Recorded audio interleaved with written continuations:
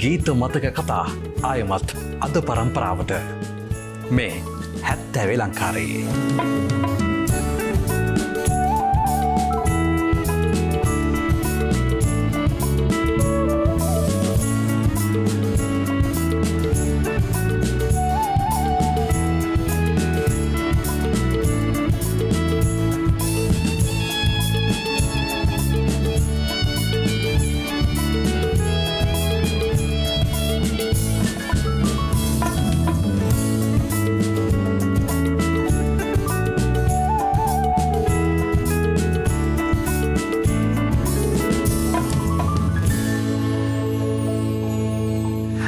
අයිබෝවන් ඔබ හැම කෙනෙකුම බොහොම ආදරෙන් පිළිගන්නවා 70 ලංකාරයට.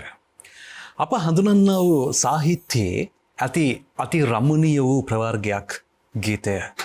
ගීතය ගැන තතුදත්තෝ විවිධාකාරයෙන් නිර්වචන ලබා දෙනවා. ඒ හැම දෙයක්ම අපි හඳුනා ගන්න අතරේ අපි කියනවා අපිට දැනෙන දෙයක්, විටකදී අපිට හිතෙන දෙයක්, නැත්නම් අපේ කතාවක් ගීතයක් විදියට අපිට ලං වෙනවා කියලා. මට හිතෙනවා එහෙම අපේ මතකයේ තියෙන ගීතාවලිය අතරේ හේතුවක් නොවුනත් ඇතැම් විටක අත්දැකීමක් නොවුනත් අපේ කරගෙන රස විඳී අපි ආදරය කරන යුග ගණන් ගීතයට ආයු තිබුණත් පැරණි බවක් දැනෙන්නේ නැති ගීත පෙළහරක් අපට දායාද කළ ප්‍රවීණයෙක් අද 70 ලංකාරයට කැඳවා ගන්න අපිට හැකියාව ලැබුණා. තවත් ගොඩක් දේවල් කියන්න ඕනේ. අපි හඳුනාගමු ප්‍රවීණ ගායන ශිල්පී රෝහණ බෝගොඩ අද 70 ලංකාරයේ රසමිහිර වැඩි කරන්නේ. අයිබෝවන්. අයිබෝවන්. බොහොම ආදරෙන් ඔබ පිළිගන්නවා 70 ලංකාරයට. බෝගොඩ පරම්පරාව ගැන අපිට මේ ලෙහෙසියෙන් පහසුවෙන් කතා කර අවසන් කරන්න බෑ. ඒ තරම්ම ඊටමත් දැවැන්ත පරම්පරාවක්. මේ පරම්පරාව නියෝජනය කරන පුරුක් කිහිපයක් පහුගිය කාල සීමාවේදී අපේ මැදිරියේදී මේ 70 ලංකාරයේ වටිනාකම වැඩි කළා. ඒ අතරේ තවත් වටිනා පරිච්ඡේදයක් ඇතම් විටක අපේ රූප වංශ කතාවේ රූපවාහිනී වංශ කතාවේ මේ ගීතාවලියේ ගයන පළවෙනි අවස්ථාව. බොහොම සතුටින් අපිට 70 ලංකාරදී ඒ මතක් කිරීමත් කරමින් අද මේ කතාව ආරම්භ කරන්න අවසරයි. මම හිතනවා අයියා අපි ගීතයක් ගයලා කතාව පටන් ගමු.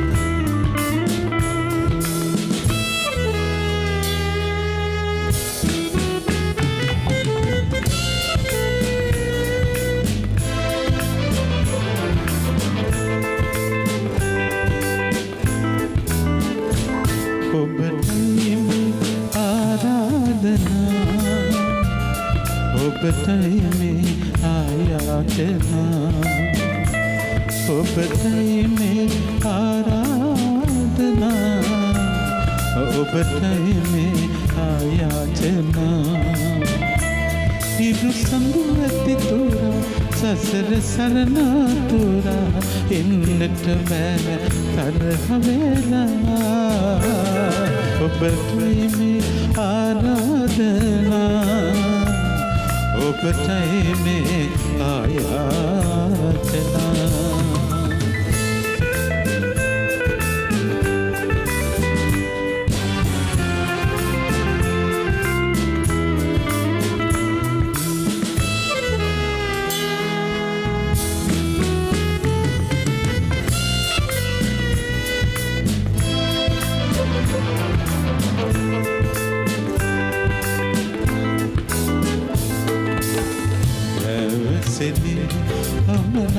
පිනිසා මොතු වෙලා තිබුණාට වඩා පැවසෙදී අමනා පිනිසා මොතු වෙලා තිබුණාට වඩා සිත සැනසුම් සාදනා ඔබේ හසරයි මට වාසනා සිත සැනසුම් සාදනා ඔබේ අසරල් මට වාසනා ඔබටයි ආරාධනා ඔබටයි මේ ආයාචනා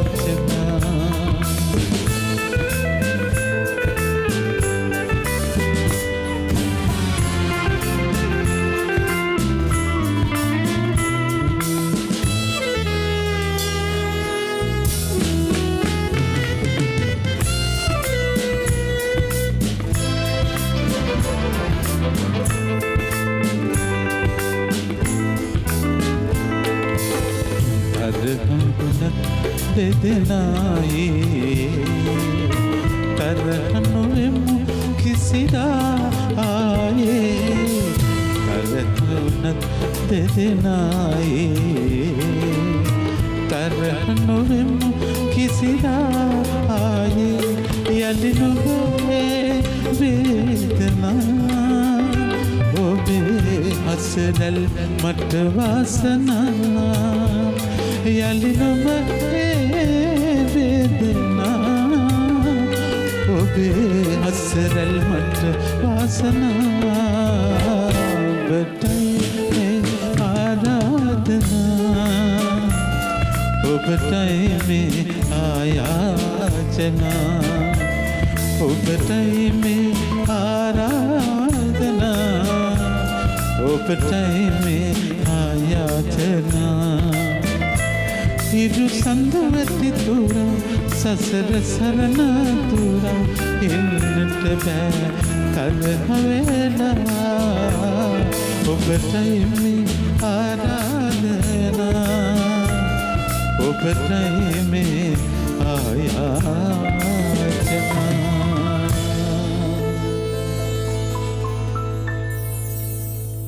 මේ ගීතවලට ආදරය කරන්න නැති කෙනෙක් හොයාගන්න පුළුවන්ද? මේ පුංචි රටේ හිටියත් මේ රටේ ඉඳන් විදේශ රටක හිටියත් මේ ගීත ඇහෙනකොට අපේ පපුවට අපේ ලේවලට මොකක්ද අපේ බවක් දැනෙනවා. අපේ හැඟුම් මේ ගයන්නේ. ඉතින් අද 70 ලංකාරයේ පුරාවට මේ හැඟුම් ගැයුම් ඔබට අහන්න පුළුවන්. ඒ වගේම මතක් කරන්න ඕනේ හැමදාමත් වගේ අදත් මේ 70 ලංකාරයේ ගී රස මිහිර ඔබට ලං කරවන්නේ විශාරද මනෝජ් පීරිස් ප්‍රමුඛ අපේ හිතවතුන් කණ්ඩායම.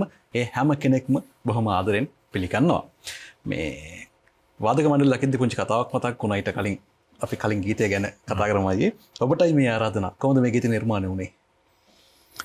මේක ඇත්තටම මේ පෞද්ගලිකව මමත් මේ ගීතය ලිව්වේ දෙල්තොට චන්ද්‍රපාල කෙනෙක්තුමා ජීවතුන් අතරනේ අපේ ප්‍රවීණ පුවත්පත්වේදී සහ සරද්දල්ලි අපි තුන්දෙනා මේ ගීතයක් පටිගත කරන දවසක් එදා මනෝජ් මමත් අපි දෙන්නත් තබ්ලා වාදනයෙන් සහාය වුණා. මේ අබේවර්ධන බාලසූරිය මහත්මයාගේ ගීතයක් තියෙනවා තරහ වෙලා ඉම්මු අපි දෙන්න කිව්වේ මේ ඊයේ අපි දෙන්න කියන සින්දුව. ඉතින් අපි ඕකේ වාදනය කරනකොට මට මම දෙල්තොට චන්ද්‍රපාල මහත්මයාත් එක්ක කතා කරගෙන මම කිව්වා හරි ලස්සනයි මේක වචන ටික මේ ලියලා දෙන්නකෝ මටත් මේ වගේ එකක් කියලා. එතකොට දෙල්තොට කිව්වා රයිට් මම ලියන්නම් මේ වගේ එකක් ලියන්නම් කියලා. ඊළඟ සරත් අල්ලිසුත් අපිත් එක්කම ඊට සරත් තමයි තරහ වෙලා ඉමු සංගීත අධ්‍යක්ෂණය කරේ මනෝජ්. දැන් සරතුත් කිව්වා මම මේ දෙන්න මම අපි හදමු කියලා. එහෙම තමයි මේ ඔබටයි මේ ආරාධනා. මොකද මේකේ තියෙන තරහ වෙලා ඉන්නට බෑ කියලා. අරකේ තියෙන තරහ වෙලා ඉමු අපි දෙන්න කියලා. ඒකේ ඔපොසිට් එකක් තමයි මේ දෙල්තොට අයියා ලිව්වේ එතුමාට පින් අයිති වෙනවා. මේ ගීතය ඉතාම ජනප්‍රිය පත්තුණු ගීතයක්. මට කතාවක් මතක් වුණා. හැබැයි ඒ කතාව මෙහෙම කිව්වොත් හොඳයි කියලා හිතෙනවා. අබේවර්ධන බාලසූරියන්ගේ ගීතාවලිය ගද්දී අපිට ඔබ කියු ගීතය සිහිපත් වෙනවා ටිකක් අඩු ටිකක් පස්සකින් තියෙන්නේ. හැබැයි ඔබේ ගීතාවලිය මතක් කරොත් මේ ගීතේ ඉදිරිපෙළ නියෝජනය කරන ගීතයක්. හොඳයි. ගම දැන් කොළඹුණාට ඒ කාලේ මාතර. ඔව්. මාතර තෙලිජිවිල. තාම සුන්දර වූ ගමක්. ඒක කවදාවත් අමතක වෙන්නේ නැහැ. මගේ පාසල් ගියේ තෙලිජිවිල මධ්‍ය මහා විද්‍යාලයට. මේ පවුල ගැන කතා කරන්න ඕනේ. ඔබේ පවුල මං කලිනුත් කිව්වා මහා පරම්පරාවක් කියලා. ඒ පවුලේ ඔබ 8 වෙනියා. ඔව් 8 වෙනියා. අපි ඔබේ පවුල ගැන මතක් කරමු මුලින්ම. මගේ පවුලේ පිරිමි 5 දෙනයි, ගෑනු 4 දෙනෙක්. පිරිමි 5 දෙනාගෙන් මම හිතන්නේ සංගීතයට සම්බන්ධ වුණේ මගේ ලොකුම අයියා. ඒ ගාව අයියා ලොකුම අයියා චන්ද්‍රපාල බෝඩ එතුමා මේ පහුගිය අගෝස්තු මාසෙන මෙලොවෙන් සමුගත්තා. සහ ඊළඟට විනී බෝඩ කියලා ඒ දෙන්නම අපි ශ්‍රී ලංකා ගුවන්විදුලි ජනප්‍රිය ගායකයෝ. මගේ ලොකයි ගායනා කරපු ගීතයක් තමයි මහද කළුවලා මිලින නැගෙන වෙලාවේ කියන ගීතය. ඉතින් ඒ දෙන්න මේ අපිට පෙර මේ සංගීත ශාස්ත්‍රයේ මගේ පවුලේ එහෙම තමයි ඒ දෙන්න සංගීතයට දිගටම සම්බන්ධ වෙලා හිටියේ සහ අධ්‍යාපන දෙපාර්තමේන්තුවේ අධ්‍යක්ෂකවරු මම හිතන සහකාර අධ්‍යක්ෂකවරු හැටියට දෙන්නම කටයුතු කරලා දැන් විශ්‍රාම ලැබලා ඉන්නේ. ඉතින් ලොකුම අයිය නැති වුණා. ඒ අය තමයි මේ අපේ මගේ පවුලේ. ඉතින් මගේ පවුල අපේ පරම්පරාවේ තව පවුල් 3-4ක් තියෙනවා. 2-3ක් වගේ තියෙනවා. ඉතින් ඒ පරම්පරාවේ එක මුල් බීජේ තමයි මගේ ඒත් චන්ද්‍රදාස බෝවුඩ කියලා. මගේ මහප්පාගේ අපි කියන්නේ ලොකු තාත්තා කියලා. ලොකු තාත්තගේ පුතා. එයාගේ පුතා තමයි දිනේෂ් බෝවුඩ සහ ජානක බෝවුඩ. දැන් මේ ඒ පරම්පරාව ඊළඟ පරම්පරාවක් ඉන්නවා ගිටාර් වාදනය කරන්නේ දිනේෂ්ගේ පුතා. එහෙම තමයි අපේ පරම්පරාව. අනිත් තව ඉන්නවා අපේ මධ්‍යම තාත්තගේ ඒ දුව චන්ද්‍රිකා බෝවුඩ. එහෙම ඉන්නවා අපේ පවුලේ ගොඩක් කට්ටිය. ලක්ෂ්මී බෝවුඩ, මහින්ද බෝවුඩ, අංජිත් බෝවුඩ කියලා අපේ මේ කියන්නේ මේ ගුවන්විදුලි සංස්ථාවේ වාදක මණ්ඩලයේ හිටපු දක්ෂ තබ්ලා වාදකෙක්. එයා අපේ මහප්පාගේ පුතා. එතකොට එයා තමයි මේ ගමනේ පෙරගමන් කරුව උනේ. සහ අපි ඔක්කොමට වැඩි ඉස්සෙල්ලා අපේ පරම්පරාවේ බාප්පා තමයි මගේ තාත්තගේ මල්ලි සෝම්පාල බෝවුඩ. එතුමා තමයි මුලින්ම ශ්‍රී ලංකා ගුවන්විදුලි සංස්ථාවේ ශිල්පීකරණයේදී ඒ ශ්‍රේණිය ගායන ශිල්පියෙක් හැටියට එතුමාගෙන් පැවතෙන කොටස තමයි අපි.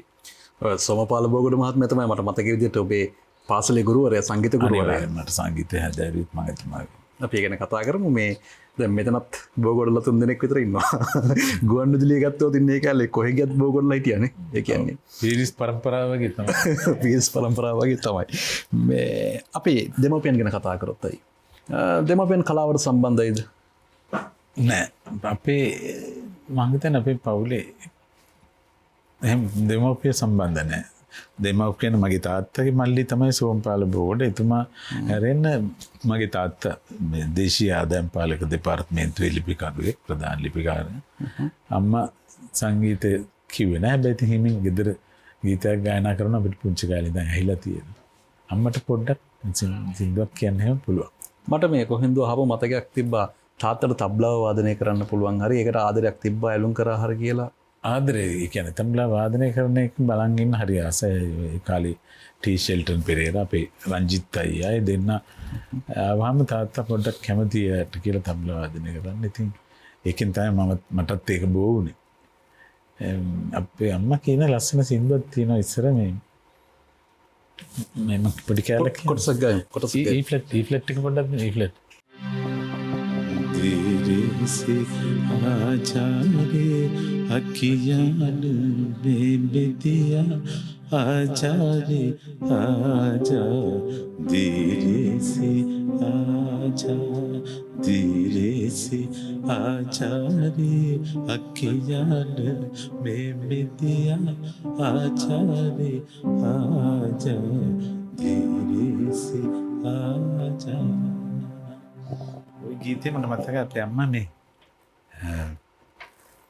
පොල් ගාන ගාම ඒ දවස්වල හිමින් කියනවා ටිකක් උගුර යටින් වගේ ගායනා කරන්නේ. ඒ ඇරෙන්න තාත්තා සින්දු කියන මං අහලා නැහැ. අම්මා ගැන කියපු ඉඳන් මට දන්න විදිහට අම්මා දීර්ඝායුෂ සම්පත්තිය විඳපු කෙනෙක්. ඔව් අවුරුදු 97ක් හිටිය අම්මා හදිසියෙදී අසනීප වුණා. අම්මා නැති වෙලා දැන් ගොඩක් කල්.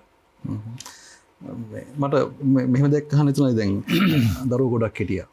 දැන් ඔබට අම්මා ගැන වගේ මතක තියෙනවා. ඔය හැමෝමත් එක්ක ඉඳලා පස්සේ දරුවෝ ගමෙන් ගියා ගොඩක් දුර ඈතට. ඊට පස්සේ අම්මත් එක්ක කොහොමද ඒ සම්බන්ධය තියාගත්තද? නැත්නම් අම්මා තනියෙන් කාලය ගත කළාද? සමහර වෙලට එහෙම වුණා. තාත්තා නැති වුණේ කලින්. ඊට පස්සේ අම්මා දරුවෝ 9 දෙනෙක් හදලා ඉතින් අම්මා තනිච්ච වෙලාවක් තිබුණා ඉතින්. තනිච්ච වෙලාවල් තිබුණා. අනිත් මගේ දෙවෙනි තුන්වෙනි අයියලාගේ ළමයි බලන එකත් එහෙම වුණා. කොහොමද ඔහු කාලේ ඉන්නවත් අම්මා දරුවන්ගේ දරුවෝ බලන්නත් හිටියා ඉතින්. හැබැයි ඉතින් යාට අර ලොකු පාළුවක් දැනෙන්නේ නැති අපි 9 දෙනෙක් එකට ඉඳලා 9 දෙනා ගෙදරින් අයින් වෙලා ගියාට පස්සේ ආයි අපි හම්බ වෙන්න සිංහල අවුරුදු දවසට විතරයි. කොහොමත් ඉතින් අම්මලා මුළු ලෝකෙම තමන්ගේ දරුවෝ කරගන්නවා. අවසානයේ ඉතින් අම්මලා දන්නවා මේ දරුවෝ කවදාරි තමන්ගේ කැදල්ලෙන් ඈතට යනවයි කියලා. අපි ගීතයක් ගයමු අම්මා කියලා. මේ ගීතය කොහොමද ලියවෙන්නේ? මේ ඇත්තට මේ ගීත මම ලියුවේ මේ ආචාර්ය ප්‍රනීත් අබේසුන්දර. මං මේ ප්‍රනීත්ට කිව්වා ප්‍රනීත් අපේ අම්මා ගැන මට මේක ලියවෙන්න ඕනේ කියලා. මාර කලින් අපේ දරුවන්ගේ දරුවෝ බලපු කෙනෙක් කියලා අපේ අම්මා ඒ ටික කිව්වට පස්සේ තමයි ප්‍රනීත් මේක ලිව්වේ. මේ ඔක ලියලා අපේ ගෙදරට මම අක්කලා ගෙදර හිටියා. මේ ගෙදරටම ගෙනල්ලා දුන්නා. ඒ දවස්වල ප්‍රනීත් මම තාම ගෞරවයෙන් මතක් කරනවා. ඔහුගේ ගීත පදමාලා සහ සංගීත අධ්‍යක්ෂණය කරේ සරත් ඩියල්විස්. ඒ දෙදෙනාම ඉතාම ආදරෙන් මතක් කරන මේ අවස්ථාවේ. කලකට පෙර ඔබ ඇසුවේ ගී මතකය දැන් ආයමත් ආවර්ජනය කරගමු. අද 70 ලංකාරයේදී රෝහණ බෝගොඩ ගායන ශිල්පියාගේ හඬින්.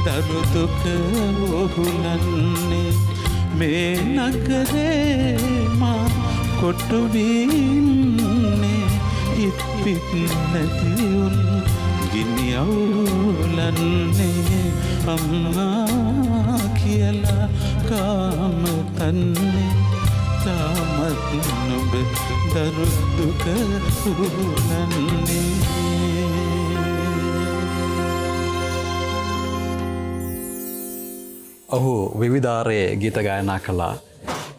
මේ ගායනෙත් ආදරෙම තමයි මම අර කිව්වේ හේතුවක් තිබුණත් නැතත් මේ හැම ගීතයක්ම අපි අපේ කරගන්නවයි කියලා. ඔහුගේ හඬ හින්දාද නැත්නම් මේ පද රචනාව හින්දාද අපිට ගලපා ගන්න අමාරුයි. කෙසේ හෝ මේ ගීත අපිට ලං කළේ ඔහුගේ හඬින්. ඒ හින්දා රෝහණ බෝගට ගායන ශිල්පියාගේ ගී මතකාවර්ජන වෙනුවෙන් අද අපි 70 ලංකාරයේ ඉඩකඩ වෙන් කරගන්නේ බොහොම වටිනා අවස්ථාවක් විදිහට මම මේක බොහොම ආදරෙන් ආයමත් සිහිපත් කරනවා. අය ඔබ මතක් කළා පාසල් ගී තෙලිජ්ජිවල කියලා. ඔව්. පාසල් කාලේ ගැන මතක් කළොත් මොනවගේ මතකද දැන් තියෙන්නේ? පාසල් කාලේ කියන්නේ මගේ ගේ තියෙන ගේ පිටිපස්සේ තමයි ඉතාම ළඟ තමයි අපේ පාසල තියෙන්නේ. මම හිතනවා අනිත් ඕනම කෙනෙකුට පාසල් දිවිය තිබිච්ච දේවල් මම ඒ විදිහටම කරා. පාසලෙන් හොරෙන් පැනපු ඒවා ඔය කැලෑවි ඇවිදපුවා. අපේ ගමේ තියෙන ඔය බොහොම සුඳුරු දොලක් තියෙනවා. බිසෝ දොල කියලා. ඒක උඩ කාලේ කැලෑවේ අපි යනවා ඉතින්. ඉස්කෝලේ යනවා කියලා තමයි මේ අපේ ගේ පේන තෙක් මානේ කොහොම හරි ඉතින් පැනන වෙලාවල් තියෙනවා ඉතින්. ඒ වගේ දේවල් ගොඩක් කරා. ඒ කියන්නේ සාමාන්‍යයෙන් පාසල අවසන් වෙලා ගෙදර ඉන්න විනාඩි කිහිපයක් යන්නේ. හැබැයි ගෙදර ඉන්න ඇත්තටම පැයක් එකමාරක් යනවා. ගොඩක් කියලා යනවා ඉතින් අම්මා ඒ ගැන දන්නවා ඉතින් මගේ. ටිකක් මං ඉතින් ඒ කාලේ මං පොඩි කාලේ ටිකක් දඩබ්බරයි නේ එහෙමනේ කියන්නේ ඒකට. යාළුත් එක්ක පොඩි කාලේ දඩබ්බර නැත්නම් ලොකු නම් දඩබ්බර වෙනවා කියලා අහලා හොඳ වෙලාවට මම පොඩි කාලේ ඉතින් දඩබ්බර වෙලා හිටියා. මොකද යාළුත් එක්ක ගහ ගන්නවා මරා ගන්නවා ඉතින් එහෙම තමයි. ඇලේ දොළවල් වල අර ගඟ වල එහෙම නාන්න යනවා. ඒ වගේ ගස්වල ගෙඩි කඩලා ඒ ළමා කාලේ සුන්දරත්වය ඒ සුන්දරත්වය අනිවාර්යෙන් මටත් ඒක තිබුණා. විශේෂයෙන් අපි ඉතින් අර ගම්බද ඉපදුන නිසාවෙන් අපිට ඒ සුන්දරත්වය තාම ඒක මතක තියෙනවා. ඉතින් ඒ බැඳිලා ඉතින් ප්‍රයිමරි ස්කෝලේ කියන්නේ ප්‍රාථමික විද්‍යාලෙත් ඒ අපේ ගෙවල් ළඟමයි තියෙන්නේ. ඒකෙන් ශිෂ්‍යත්වය පාස් වෙලා තමයි තෙලිජ්ජිවල සෙන්ට්‍රල් එකට ගියේ. ඉතින් හොඳට ඉගෙන ගත්තා. ඉතින් සංගීතේ පොඩි කාලේ හොඳට ඉගෙන ගත්තා කියලා අහලා තියෙනවා. ඔව්. ඊට පස්සේ මොකද උනේ? සංගීතේ ඔලුවට ගැහුවට පස්සේ ටිකක් ඒක ඉතින් අධ්‍යාපන පොදු සහතික පත්‍ර සමාන්‍ය පෙළ විභාගයේ සමත් වුණාට පස්සේ ආයෙ ඉන්නහට ගියේ නැහැ. අය දැන් ඔබ කිව්වනේ දෙමව්පියන් එහෙම ලොකුවට කලාවට සම්බන්ධ නැහැ. හැබැයි පාසල යන කාලේ අපි ගත්තොත් මුලින්ම මේ ගායනයට යොමු වෙන්න හෝ වාදනයට යොමු වෙන්න සංගීතයට ඇලුම් කරන්න ඔබට මේ පෙළඹීම ඇති කළේ බාප්පද අර කලින් කිව්ව සොමපල බෝගඩ මහත්මයාද? ඔව් බාප්පට වැඩි දැන් අපේ අයියලා දැන් ඒ කාලේ තිබුණා මේ පැදුරු සාජ්‍ය කියලා වගේ ඒ වගේ අපි කියන්නේ බජව් කියලා කියන්නේ. මගුල් ගෙවල් වල මේ ඒ වගේ තැන්වල ඉතින් ඒ වගේ සාජ්‍යයන් තියෙනවා. ඉතින් ඒවට අපේ අයියලා යනවා. ඒ ගිහිල්ලා අපි නිදි. ඉතින් ඒගොල්ලෝ එළියෙන්න කිට්ටු වගේ ඇවිල්ලා මේ ඉන්ස්ට්‍රුමන්ට්ස් තියලා ඊට පස්සේ උදේ පාන්දර මම නැගිට්ටාම මේ අර ඉන්ස්ට්‍රුමන්ට් එකක් තබ්ලා එකක් අරගෙන එහෙම වාදනය කරනවා. අර එහෙම ආසාව ඇතිවෙන්න හේතුව ඒක. ඊට පස්සේ ඒ අය එකතු වෙලා මේ කියන්නේ දිනේෂ්ලගේ තාත්තලා ඒක එකතු වෙලා මේ සංගීතය වැඩියෙන් හදාරන්න ඉන්දියාවට යන්න ලෑස්ති වුණා අපේ අයියලා තුන්දෙනෙක්. ඉතින් එතකොට ඒගොල්ලෝ ප්‍රැක්ටිස් කරන ඒවා පොඩි දවස්වල ඉඳලා මට ගොඩක් බලපෑවා. මගේ ජීවිතෙත් ඒ පැත්තට හරව ගන්න. ඒ කාලේ සාජ්‍යවල ඔබ එහෙම ගීත ගායනා කරේ නැද්ද? මම ගීත ගායනාත් කරලා තබ්ලත් වාදනය කළා. මට ආසයි මේ ඇත්තටම ඒ කාලේ සාජ්‍යක කියපු ගීතයක් පොඩ්ඩක් අහන්න දෙන්න. මේ මට අතකයි ඒකේ එහෙම ගීත ගායනා කරලා ගෙදර එනකොට අයියාගෙන් ගුටිත් කෑවනවා තරම් ඒ වගේ තිබුණා. විනී බෝල් කියනවා ඒ අයියාගෙන්. එයා තමයි කැමතිම නැත්තේ. එයා කැමති මම මේ අධ්‍යාපනයේ දිනු කරන්නේ. මොකද කිව්වේ ඒ කාලේ සාජ්‍යක කියපු ගීතයක් කොටසක් අපිට අහන්න පුළුවන් නම් එෆ්මයින දෙන්න.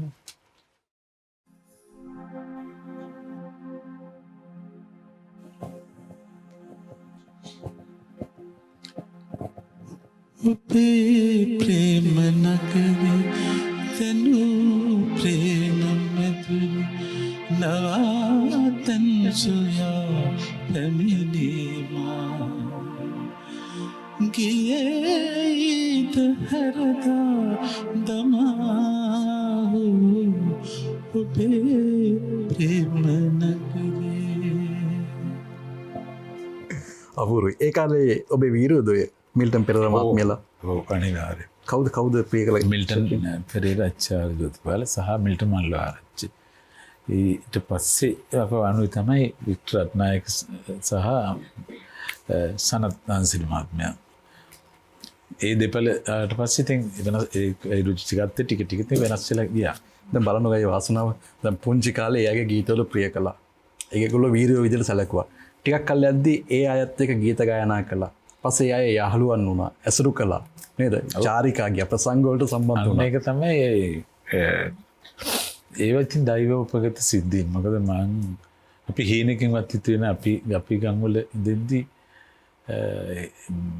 මිල්ටන් පෙරේරා ආචාර්ය ජෝතිපාල වගේ අය මුණ ගැහෙන්නවත් අපිට අපි හරි ආසාවෙන් ඉන්න ඒ දවස්වල මේ ජෝති අයව දකින්න මිල්ටන් අයව දකින්න.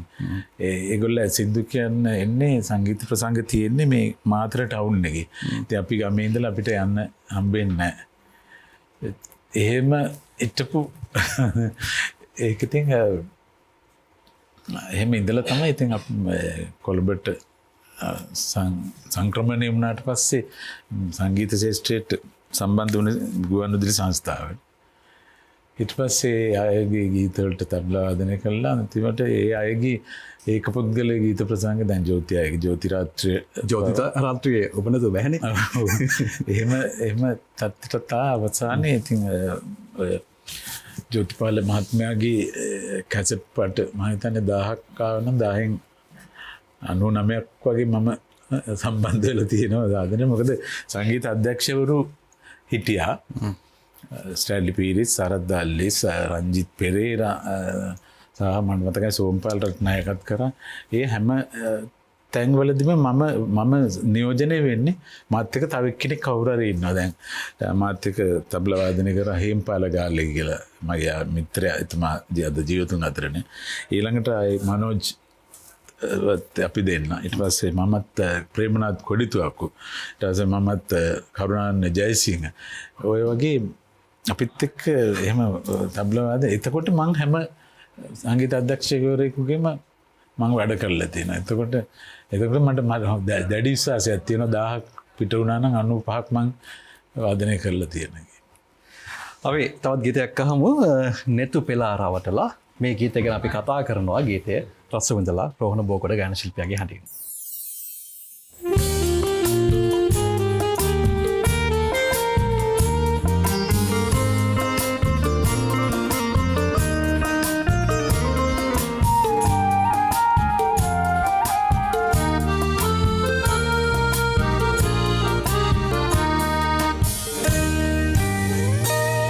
නෙතු පෙළාරවටලා වේදනාවෙන් වෙලා දුරස් වෙලා අපුරු වෙලා ඉරුත් සැඟ වෙලා දය අඳුරට ඇරලා හිත තවත් රිදවලා සඳු දෙමින් එමින් වලා පෙළේ මුව සංගවනවා නෙතු පෙළාරවටලා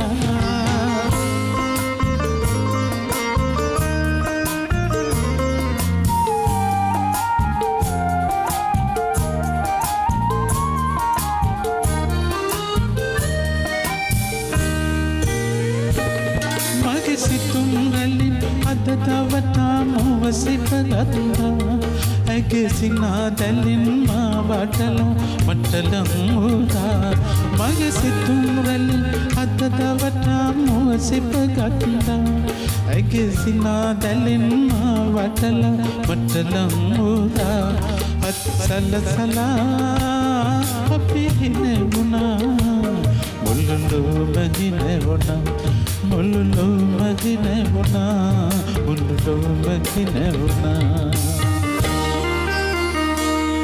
නෙතු පෙළාරවටලා වේදනාවෙන් වෙලා දුරස් වෙලා නපුරු වෙලා ඉරුත් සැඟ වෙලා නෙතු පෙළාරවටලා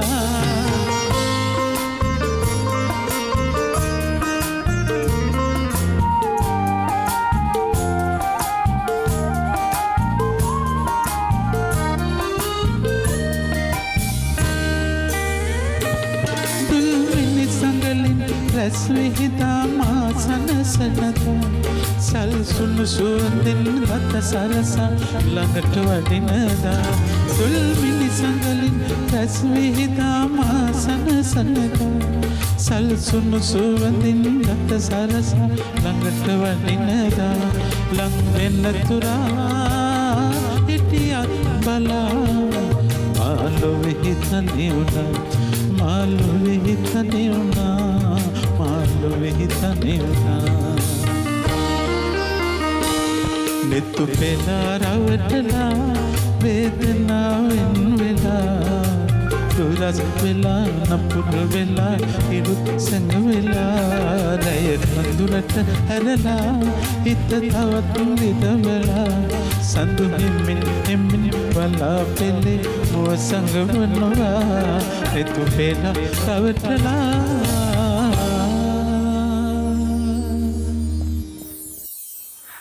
ඉතාම ජනප්‍රිය ගීතයක්. ඒ වගේ මම හිතන්නේ ඔබේ මුල් කාලේ නිර්මාණ වුණු ගීතයක්. ඔව් මගේ පළවෙනි කැසට් පටේට නිර්මාණය වුණු ගීත සහ මගේ පළවෙනිම සරල ගී වැඩසටහන ගුවන්විදුලි සංස්ථාවේ මේ ගීතය පද රචනය කරේ අපේ රටේ ඉන්න ප්‍රවීණ නිවේදකෙක් දැන්ගතුමා වෙළඳ ව්‍යාපාරිකේ කාර්යසිරි විතානගේ කියලා එතුමාගේ දයාබර නැගණිය අයත් නිවේදිකාවක් රුහුණු සේවයේ ඇය තමයි මේ ගීතය රචනා කළේ සහ ගීතය මම බොහොම ආදරෙන් මේ තනුව සපයලා සංගීත අධ්‍යක්ෂණය කරේ මහාචාර්ය සනත් නන්සිරි මැතිතුමා මේ ගීතෙත් මම මේ සනත් අයියාගේ මම නම් ආසයි අහන්න නයනා කියන ගීතය ආපුම ආලේ තමයි මේ නිකන් යමන් රාගේ ආශ්‍රිතව මේ නිර්මාණය වුණු ගීතයක්. ඉතින් ඒක නිසා මම සනත් අයියට ගිහිල්ලා කිව්වා මේ යමන් රාගෙන් මටත් සින්දුවක් හදලා දෙන්න සනත් අයියා කිව්වහම ඉතින් ඒ හා සම්බන්ධව මේ ගීතය නිර්මාණය කළා දුන්නා. මට මතකයි හාමෝනියම් මේ වාදනය කළා සනත් අයියා මේ ගීතය ගායනා කරලා මට කැසට් පටිගත කරලා දුන්නා මේ විදිහට කියන්නේ. ඒ විදිහට තමයි මම කිව්වේ. අර ගීතේ රචනා කළ කෙනාගේ හිතවත්කම කියවර නම කියවුන්නේ රංජනී විතානගේ තමයි මේ ගීතය සහ තවත් ගීත දෙකක් මට ලියලා දුන්නා. ඒ ගීතයත් ජනප්‍රිය එක ගීතයක් දිලි නිවෙන තරු කැටගිවලක් කියන ගීතය. අර මාතර තෙලජුලි පාසල් ගිහිල්ලා ඔය ඇලේ දොලේ දුවල පැනලා ගස්වල ගෙඩි කරලා එහෙම හිටපු කෙනා එනවා කොළඹට. ඒ කොයි කාලෙද? 71 වර්ෂ නැත්නම් 72 වගේ මට මතක. ඒ ඇවිල්ලා ඉතින් ඊට පස්සේ තමයි වැඩි. තරුණයෙකුට තරුණ කාලේ ගැටවර වී හැම තරුණයෙකුටම තියෙන ප්‍රශ්නේ තමයි රැකියා ප්‍රශ්නේ. දරිද්‍රතාවයේ මටත් ඒක බලපෑවා. මම මගේ ලොකු සහෝදරියගේ ගෙදර හිටියේ. ඒ ඉන්නකොට ඉතින් අවුරුදු 2 3 4ක් විතර මම රැකියාවක් නැතුව ඉතින් හිටියා. ඒ අතරතුර තමයි ඔය තබ්ලා වාදනය හැටින් ඔය ළඟ යාළුවන්ගේ ගෙවල් වල පැදුරු සාජ්‍ය වලට වාදනය කර හිටියා. ඊට පස්සේ පොලිස් දෙපාර්තමේන්තුවේ ඊට කලින් පොඩි කවන්න අපි කතාව ගියමු.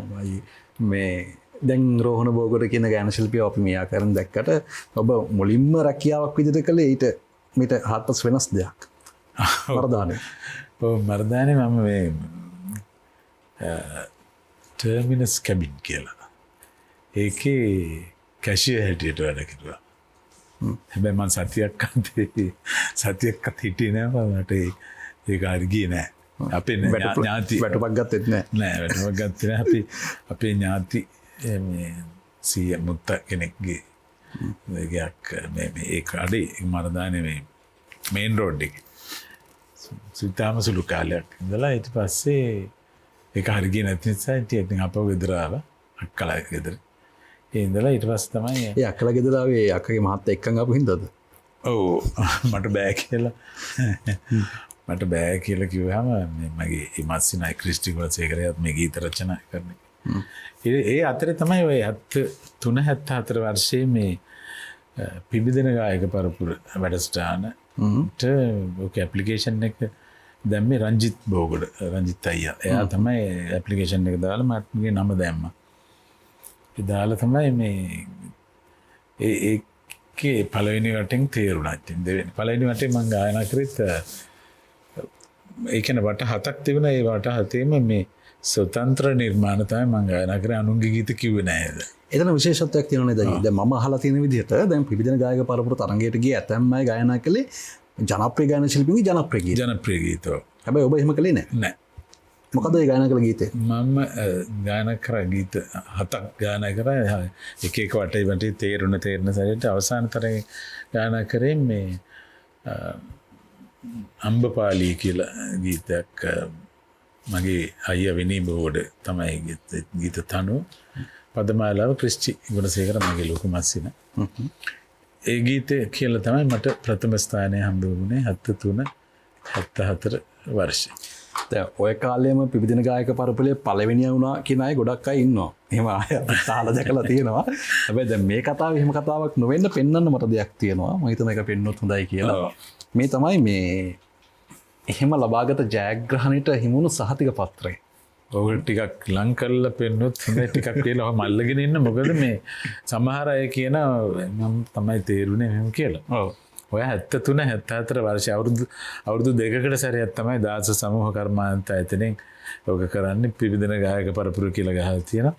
ඒකේ ඊට පස්සේ ඔක අස්සම් කරලා තියෙන්නේ දාස මුදලාලි. ඔව්. එතුමාද ජීවතුන් අතර නෑ. සහ මේ පැත්තේ රිජ්ජී තිලකරත්න මහත්මයා තමයි ඒකල අධ්‍යක්ෂ ජනරල්තුමා හිටියේ. එදා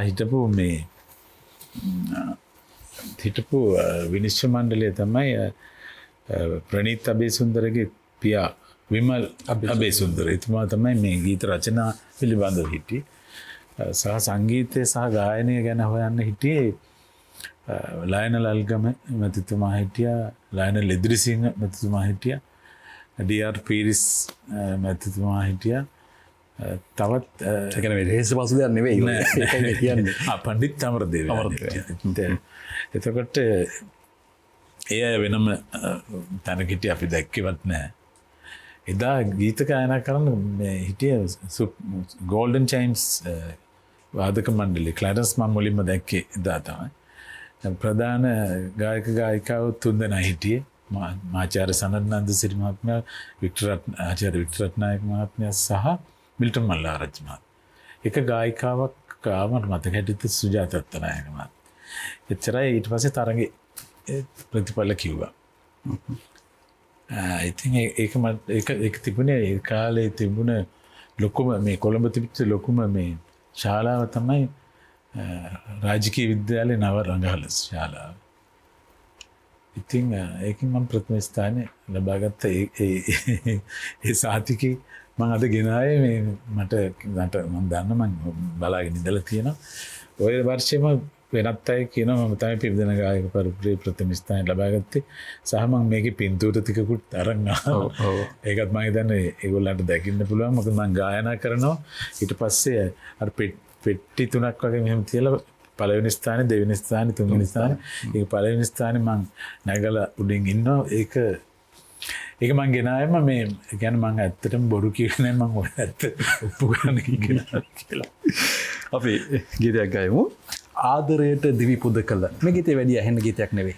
මේක ඒ දවස්වල මට මතකයි මනෝජ් මතකද මේ පෙරදිනිය විශ්වවිද්‍යාලයේ අර ජිම් එකනේ ඒකේ මේ ගීතය මම 3 පාරක් ගායනා කරා. ඒ කියන්නේ ඒ විශ්වවිද්‍යාල ළමයි අතර හරි ප්‍රසිද්ධ ඒ කාලේ. ඒ කාලේ විශ්වවිද්‍යාලයට ගියොත් මම ඒ ගීතේ දෙපාරක් වගේ ගායනා කරන මේ ගීත පදමාලාව ලිව්වේ තිලකා රණසිංහ කියන අපේ ආදරණීය නිවේදිකාව. ගීතේ සංගීත අධ්‍යක්ෂණය කරේ ආචාර්ය රෝහණ වීරසිංහ.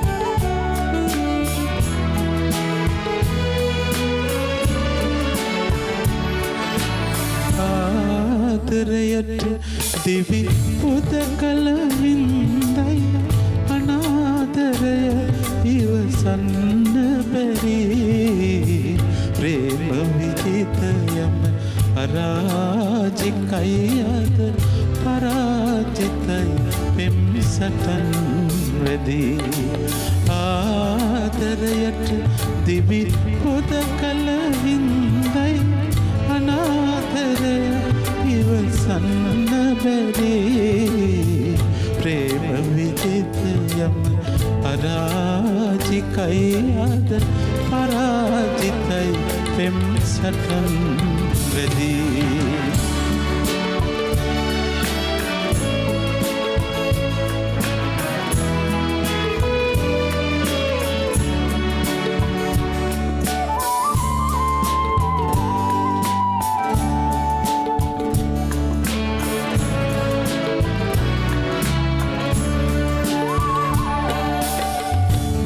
බලාපොරොත්තු හද තුල ගොනෝවි ආදරයක් මල් පලහට ගන්නේ සිඳුණු බිඳුණු සිත වියරු වැටුණු පසු අනාදරය ගිනී දැල් අවුලන්නේ ආදරයට දිවි පොද කල හින්දයි අනාදරය ඉවසන්න බැරි ප්‍රේම විජිතයම පරාජිකයි අද පරාජිතයි පෙම් සටන් වෙදී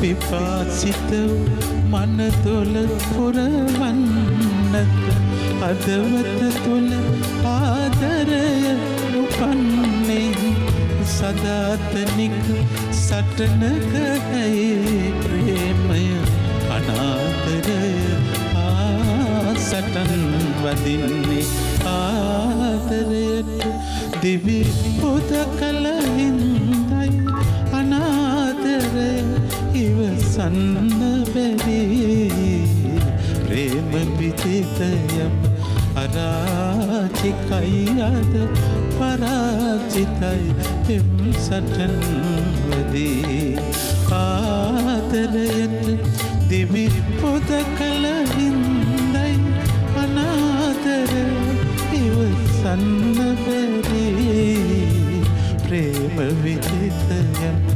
පරාජිකයි අද පරාජිතයි පෙම් සටන් වෙදී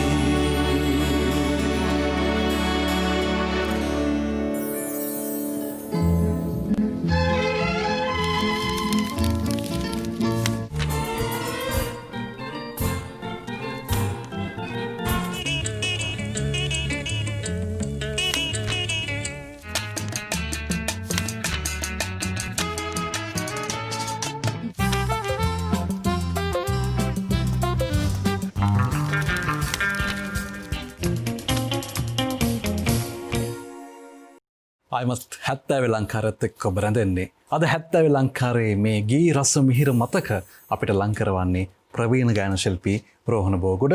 70 දශකයේ ගැන අපි බොහොම ගෞරවයෙන් කතා කරනවා. ඉතින් 70 වටිනාකම් වැඩි කළ ඒ ශිල්පීන් පෙළහරේ ඉදිරි පෙළ නියෝජනය කරන නිර්මාණකරුවෙක් රෝහණ බෝගොඩ. අද ඔහුත් එක්ක මේ ඔහුගේ මතක ආවර්ජනය කරගනිමින් ගීත රස විඳමින් ඉන්නේ. දැන් මේ විරාමෙන් පසුවත් ඔබට ගීත කීපයක් අහන්න පුළුවන්. ඒ ගීත ඇතැම් විටක ඔබ ගුවන්විදුලියෙන් කාලයකට පස්සේ අහනවා වෙන්න පුළුවන්. රූපවාහිනියෙන් නම් මං හිතන්නේ දකින්න අහන පළවෙනි වතාව වෙන්න පුළුවන්. ඒ ගීත මොනවද කියලා මම ඔබට කියන්නම්. මේ ගීත ඇහුවට පස්සේ ඔබට දැනේවි ඇයි මේ ගීත ඇහෙන්නේ නැත්තේ. දැන් රෝහණ බෝගොඩ කියන ගායන ශිල්පියාව දුටු පමණින් අපිට මතක් වෙන ගීත කීපයක් තියෙනවානේ.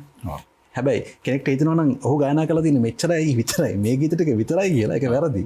අයි ගීත කොච්චර ගායනා කරලා තියෙනවද? මම හිතන්නේ 300කට අධික සංඛ්‍යාවක් මම ගායනා කරලා තියෙනවා.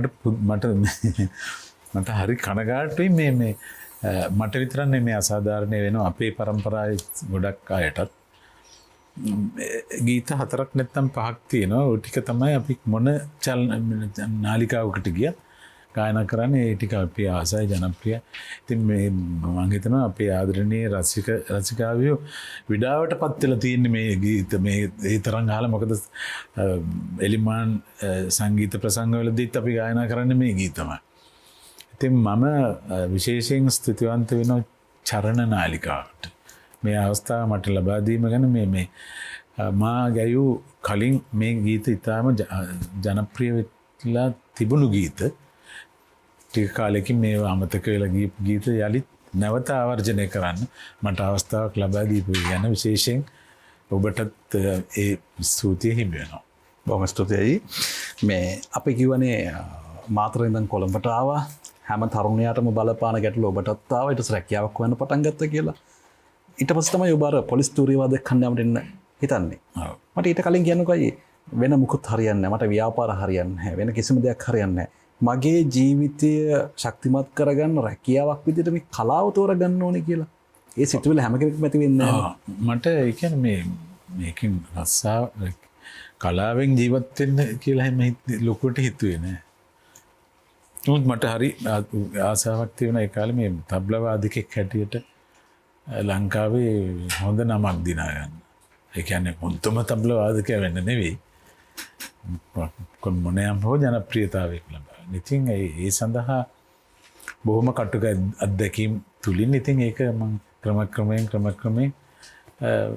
ලංකාවේ සිටින අලුත් පරම්පරාවේ ඉඳලා ඒ පරණ පරම්පරාවේ පණ්ඩිත් අමරදේවයන් දක්වාම ඒ සියලුම ගායකයන්ට තබ්ලා වාදනය කරා සහ ඒ අයගේ ඒක පුද්ගල ගීත ප්‍රසංග ගොඩක් අතිශය ජනප්‍රිය ගායකයන්ගේ තබ්ලා වාදකෙක් හැටියට හිටියා සහ විදේශීය ගායකයන් ලංකාවට ආවහමත් ඒ අයගේ ගීතවලටත් තබ්ලා වාදනය කරා සහ ඉන්දියානු ලංකා චිත්‍රපටයක් කරා. මට මතක හැටියට ඉලය නිලා කියලා ඒ චිත්‍රපටයේත් SP බාලසුබ්‍රමණියම් ගායනා කරන ගීතයකටත් තබ්ලා වාදනය කරන්න මම ඉතින් මං ජීවිතේ බලාපොරොත්තු වෙච්ච අරමුණ ඉෂ්ට සිද්ධ වුණා කිසි ප්‍රශ්නයක් නැහැ. ඊට පස්සේ මම ටිකක් ගායනයේ පැත්තට යමුණා. අය සංගීත බණ්ඩු කොච්චර තියෙනවද? ඇයි මේ තබ්ලාවට ආදරය කරන්න පටන් ගත්තේ? එයාට ගෙදර පොඩි කාලේ තබ්ලාවක් තිබ්බ හින්දාද? ඒකත් වෙන්න පුළුවන් සමහරවිට ඒක ආත්මීය බැඳීමක් වෙන්න ඇති කියලා මම හිතනවා. පොලිස් තූරියවාදක කණ්ඩායමට ඔබ ආයුධම්පතක් දානවා. කොහොමද ඒ කටයුතු වෙන්නේ? ඒක ඉතින් රැකියාවක් වන නිසාවෙන් ගියත් පොලිස් තූරියවාදක මල්ලි. හැබැයි ඒ පොලිස් තූරියවාදකින් ලැබිච්ච සමහර වෙලාවට ලැබුණු අත්දැකීම් නීතිමය වශයෙන් ජීවත් වෙන හැටි, වෙලාවට වැඩ කරන හැටි, විනය සහ ඒ තනතුරෙත් මම අවුරුදු 3ක් නැත්නම් 4ක් වගේ හිටියේ. ඒ පොලිස් අභ්‍යාස විද්‍යාලෙදිත් ප්‍රශ්න ගොඩකට මම මොන පෑවා. මගේ රැකියාව අහිමි කෙරුවා බොහොම. මම probation period මම දන්නා ඒකට සිංහල පරිවාස කාලේ සමායන. පරිවාස කාලේදී වැරද්දක් කරොත් ඉන්ටර්ඩික්ට් නෙවෙයි ඒකට කියන්නේ එන්ලීස්මන්ට් කැන්සල් ආයේ කවදාත් එන්න බෑ. හැබැයි මගේ අතින් එහෙම මහ ලොකු වැරද්දක් වුණේ නැති නිසා එහෙම දෙයක් වුණා. නැවත පෙරලා ආයෙත් මං සතියක් ඇතුළත පොලිස් අභ්‍යාස විද්‍යාලයට ගියා. රැකියාවට. එලා ඒ කිට්ටු එනකොට මං ගුවන්විදුලි සංස්ථාවේ වාදක මණ්ඩලයේ වාදකින් ගන්න සම්මුඛ පරීක්ෂණයෙන් මං සමත් වෙලා තිබුණේ. දැන් මට පොලිසිය එපා වුණා. මං දැන් අස්සෙන්න ලියුම දානකොට එකල හිටියේ මං කමන්නේ නැහැ නේ මේ කිව්වද එකල හිටියේ මේ ආරක්ෂක ලේකම්තුමා හිටියේ කර්නල් සීය දනුපාල අපේ ගමේ මාතර. එතුමාගෙන් එන වෙනම ලිස්ට් එකක් SIලා උප පොලිස් පරීක්ෂකවරු. ඉතින් මම දැන් මේකෙන් අයින් වෙනකොට මම දන්නවා මගේ නම තියෙන උප පොලිස් පරීක්ෂකවරයෙක් හැටියට එන්න. ඒවා කාටවත් නොකී මං ගිහිල්ලා අධ්‍යක්ෂකතුමාට කියලා මම පොලිසියට ආයි බං කියනවා. ඉතින් එතුමා ඇහුවා ඇයි යන්නේ කියලා. මම කිව්වා මං කැමති එතෙන්ට ඒක නිසා මම යනවා කියලා. ඒක විශ්‍රාමික රැකියාවක්. ඒක ෆැෂනබල් ජොබ් එකක්. මං දාලා මේ ගුවන්විදුලි සංස්ථාවට ආවේ අනියමුත් නෙවෙයි ඒකට කියන්නේ සහන වාදක රිලීෆ් තබ්ලා වාදකෙක් හැටියට. ආවේ මේ මාත් එක්ක හිටපු අය හැබැයි ඔක්කොම ගොඩක් කට්ටිය SSPලා DIG කෙනෙක් වුණා IM කරුණාරත්න එහෙම මගේ අපි දෙන්න එක ළඟ හිටියේ එකට ඉගෙන ගත්තේ නීතිය ඉගෙන ගත්තේ. ඉතින් එසේ හැම දෙයකටම තින් මූණ දීගෙන ආපු ගමනක් තමයි. හිතෙන්නේ නැද්ද එදා ස්ථිර රැකියාව දාලාවේ අපරාධේ? නෑ මට බින්දුවක්වත් දුක හිතුන්නේ නෑ ඒක. මට එන්න ආසාව තිබුණා ගුවන්විදුලි වාදක මණ්ඩලයට බැඳෙන්න. ඒකට බැඳුණා හැබැයි ඉතින් අර පොලිසියේ හිටපු ඒ අවුරුදු 3-4 ඇතුළත ඒයින් ලැබිච්ච පරිචය කියන එක ගොඩක් ප්‍රතිමා. මට මතක් වෙන ඔය වගේම කතාවක් මේ අසුරේ ඉඳන් කිව්වා නිමල් ගුණසේකර අපේ ශිල්පියා. ඔහුත් මේ ගුරුවරයෙක්නේ ඉංග්‍රීසි ගුරුවරයෙක්. මේ ගුවන්විදුලි තිබ්බ ආසාවෙන්ද ස්ථිර රැකියාව දාලා ආවා. ඒ වගේ කැපකිරීම කළා අපිට මුණ ගැහෙනවා මේ 70 ලංකාවේ මේ කතා බහෙදී. හොඳයි අපි ගීතයක් අහමු. ඔබේ ගීතාවලිය අතරේ තවත් ඉතාම ජනප්‍රිය ගීතයක් කඳුලක් වැටේ නම් ගීතය ගැන කතා කරමු අපි ගීතය අහලා.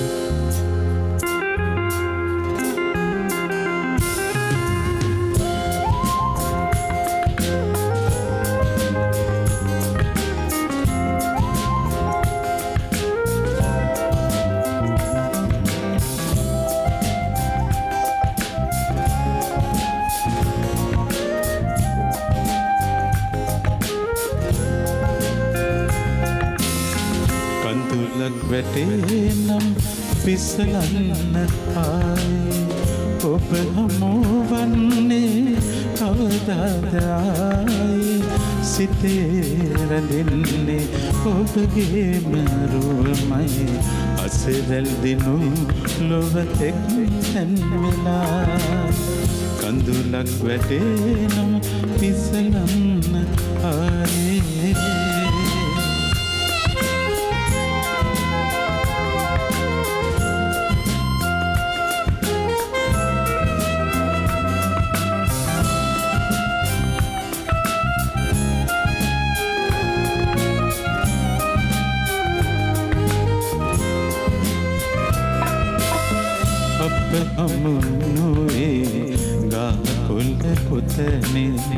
සිත රිදවන්නේ මෙසේ අප හමුවේ ගහකොළ පොතනේ සිත රිදවන්නේ මෙසේ ආදර ලොවකට කොතැනද මායම් ලංකුණු උන්දුර ගියද නොවේ එක්වන්නට බැරි නම් කඳුලක් වැටේනම් පිසලන්න ආයේ ඔබ හමුවන්නේ කවදාද ආයේ සිතේ රැඳෙන්නේ ඔබගේම රුවමයි අසරල් දිනු ලොවතෙක් තැන් වෙලා කඳුලක් වැටේනම් පිසලන්න ආයේ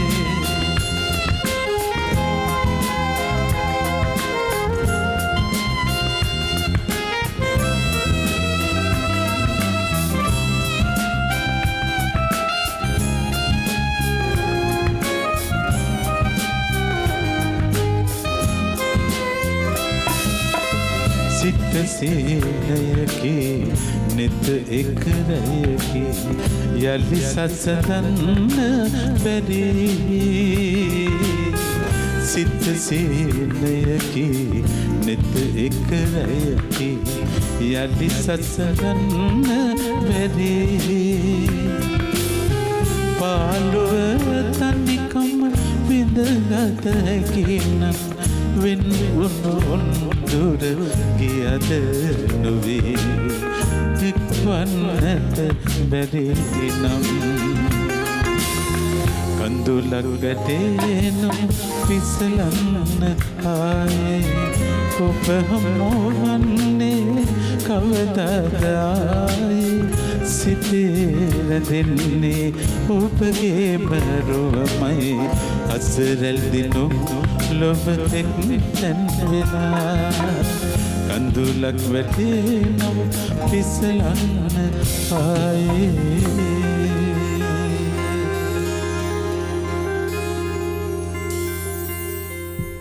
ගීතය කොහොමද නිර්මාණය වුණේ? කාගේරි කතාවක්ද? නෑ මගේ සම්බන්ධයක් නෑ. ඒකට මේක ලිව්වෙන් ප්‍රේමකීර්ති දාල්ලිස් කියන අපේ ආදරණීය මිත්‍රයා.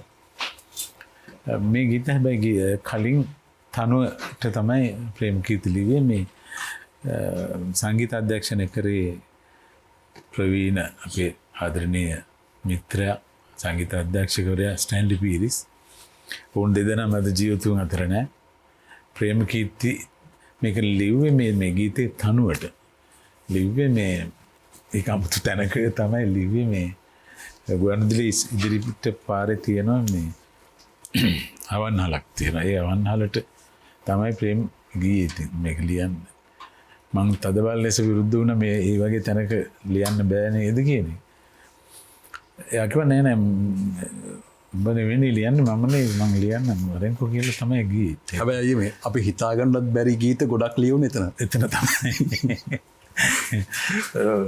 මම විතරන්නේ තවත් ගොඩක් ගායක ගායිකාවගේ මවින් පෙරේරා මහත්මයාගේ එහෙම ගීත ගොඩක් ලියුනේ එතන කේඩී කියලා එහෙම බණ්ඩාර කේජේතුන්. ඉතින් ඇත්තටම එතන ගීතයක් ලියන්න පුළුවන් එහෙම පරිසරයක් නෙවෙයි තියෙන්නේ. හැදිගෑරුප්පු වැටෙන සද්ද, කෑ ගහන සද්ද, ගාන කීයද කියන අය වගේ සද්ද තිබුණේ. ප්‍රේම ඉතින් මට කිව්වා මට කනට කළ කීපම් මෙලඩි එක කියලා. කොහොම කියන්නද කියලා මට හිතාගන්නත් බෑ. මම ඉතින් කනට කරලා මේ පේලියෙන් පේලිය කියනවා මේ. මිනිස්සුත් බලනවා අපි දෙන්න මොකද කරන්නේ. කොහොමරි පේලියෙන් පේලිය කියන ගමන් ඉතින් තව පොඩි මේ විතත් පොඩ්ඩක් තුල ගාවා. ඒ ලියන ගමන් තමයි ලියන්න පළවෙනි කෝරස් එක ලියනාට පස්සේ බලපන් මේක අරගෙන එලියට ගිහිල්ලා බලපන් කියලා. එලියට ගිහිල්ලා කියන්නේ මේ එතනින් එලියට බහින්න මහ පාරට. මහ පාර අයිනේ තියන්න මම දැන් මේක කියවලා බලලා හරි. එළ තමයි ඊළඟ අන්තරා කොටසත් එහෙම ලිවි ඒකම මට ගීත හිතන්නේ ගීත 8ක් විතර ලියලා දුන්නා. තාම ඒ වෙලාවේ මේ දිගට හරට කොල කැල්ලිල ඉතිරිච්ච තැන්වල දිගට ලිව්වා. අර ඔහුම නේද අර මොකක් හරි ඒත් මම දැන් ස්ටැන්ලි පීරිස් මහත්මයාගේම තමයි පියානෝ උඩලිය තනුවක් නිර්මාණය කරලා ඔබට ගයන්න දීලා ඔබ ඒකට පද ටික ප්‍රේමකීර්ති මහත්මයාගෙන් ඉල්ලගත්තට පස්සේ ඒ නෙතින් නෙත බලලා කියන ගීත. මොකද ඒක තව ඒ ගීතේ මුලින් ගීත පදමාලා ලිව්වේ ප්‍රේම් ලිව්වේ. ලියලා මේ ඒකත් මට දුන්නා. මං කිව්වා මේ ගීතය මම අපි මචං කියලා නේ කියන්නේ. මම කිව්වා ප්‍රේම් මේක මෙන්න මේ පදේ මචං පොඩ්ඩක් වෙනස් කරමු කියලා. හැබැයි ඉතින් ස්ටයිල්ලිත් කැමති නැහැ. ඒක ලස්සනයි ඒක කීපන්කෝ කියලා. එතකොට මේ මට ඒක ඉතින් කියන්න බෑ මොකද ඒ ගීතේ මට මතක නැහැ පදමාලා ඒ පේලි දෙක තියෙන්නේ මේ දිනන්නට කිසිත් නෑ. දැන් මේක තියෙන දිනන්නට කිසිත් නෑ ලොවේ මින් මතු මගෙන් ඔබ ඇත්ති ගියයින් පස්. ඒ පේලි දෙකට ප්‍රේම ලියලා තිබුණේ මේ උපදින ඇසිල්ලේ භවයේදී මතු ඇයට පෙර කෙසේ හෝ ඔබයි ආයතු කියලා. බන ඊළඟ ආත්මෙදී භවයේදී මට ඔයා හම්බෙන්න ඕන අරයට ඉස්සෙල්ලා ඔයා තමයි මට හම්බෙන්න. අරයා කියන්නේ මේ තමන්ගේ බිරිඳට. මට බිරිඳට ඉස්සෙල්ලා ඔයා තමයි මට හම්බෙන්න ඕනේ කියන කතාව තමයි මේක ලියලා තියෙන්නේ. මම ප්‍රේම මේක නම් පොඩ්ඩක් වෙනස් කරන්න ඕන. එතකොට අපි ලොකු ප්‍රශ්න ගොඩකට මැදි වුණා ඉතින්. මේක නෑ ඒක මම අයින් කරන්නේ. ඒක ලස්සනයි. ඒක කියපන් මංක මට කියන්න බෑ කියලා. ඊට පස්සේ ප්‍රශ්න ගොඩක් වුණා. ඒක ඉරලා වීසි කෙරුවා. එතන තියෙන බෝතල් වගේ බිම වැටුණා. වීදුරු කුඩු වෙලා එන්න ප්‍රශ්න ගොඩක් වුණා ඉතින්. ඊට පස්සේ එතනින් ඒ ගීතේ ලියන එක නැවතුණා. ගීතේ තනුවක් තිබුණා ගොඩාක් කල්. 70 දශකයේ අග කාලේ තමයි මේ ගීතෙත් නිර්මාණය කරේ.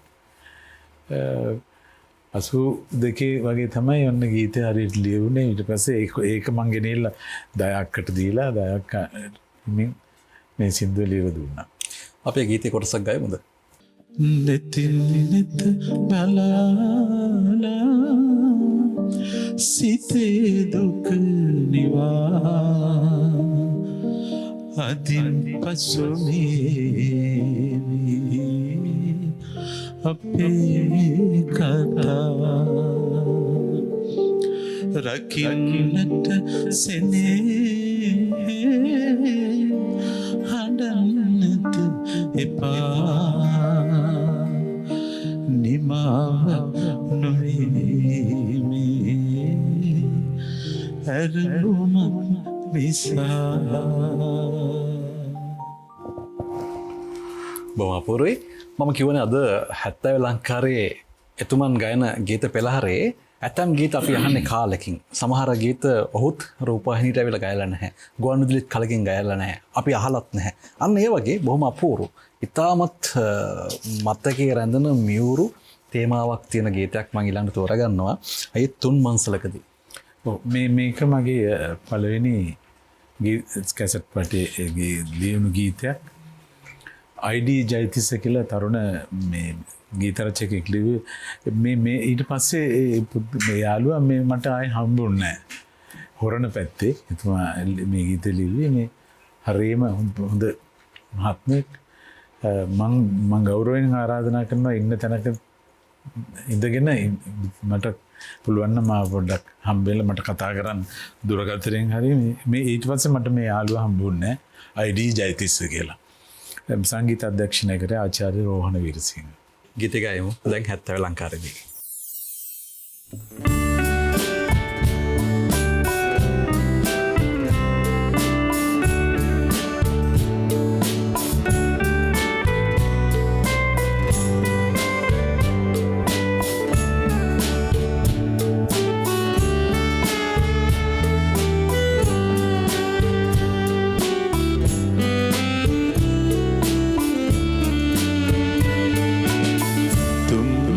සලකදී සිටියානම් මා ඔබේ ළඟම ඇසුරේ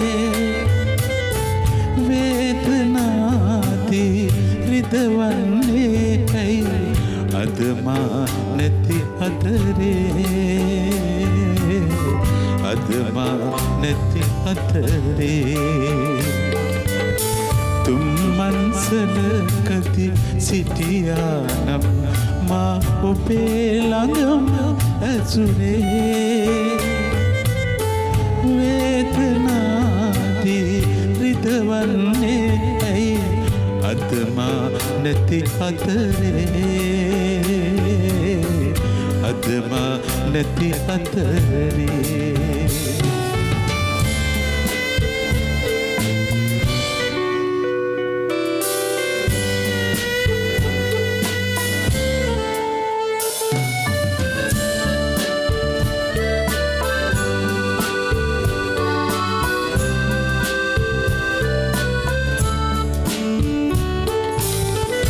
මගේ පැතුම් ඔබ සිත නොරදී ඔබේ සිතුම් මා හටවැරදී මගේ පැතුම් ඔබ සිත නොරදී ඔබේ සිතුම් මා හටවැරදී බිඳුනේ ඔබමයි රිදුනේ දෙහාදයි ඒකට අපි දෙදෙනාම වැරදි තුන්මන්සලකදී සිටියානම් මා ඔබේ ළඟම ඇසුරේ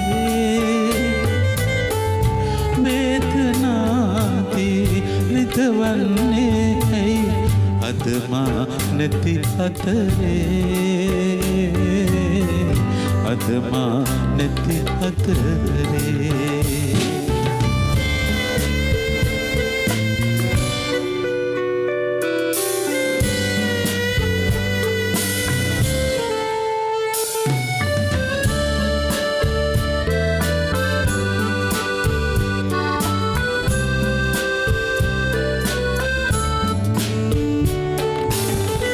සෙනේ විඳින්නට සිත නොරැඳී පින් කර නැත අප පෙරදිනකී සැනේ විඳින්නට සිත නොරිදී පින් කර නැත අප පෙරදිනදී ඇඬුවේ දෙනෙතයි රිතුනේ දෙහාලයි ඒකට අපේ දෛවය වැරදී තුන් මන්සලකදී සිටියානම් මා ඔබේ ළඟම ඇසුරේ වේදනාදී රිදවන්නේ ඇයි අද මා නැති අතරේ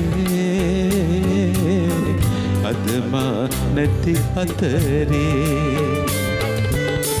තුන් මන්සලකදී සිටියානම් මා ඔබේ ළඟම ඇසුරේ වේදනාදී රිදවන්නේ ඇයි අද මා නැති අතරේ අද මා නැති අතරේ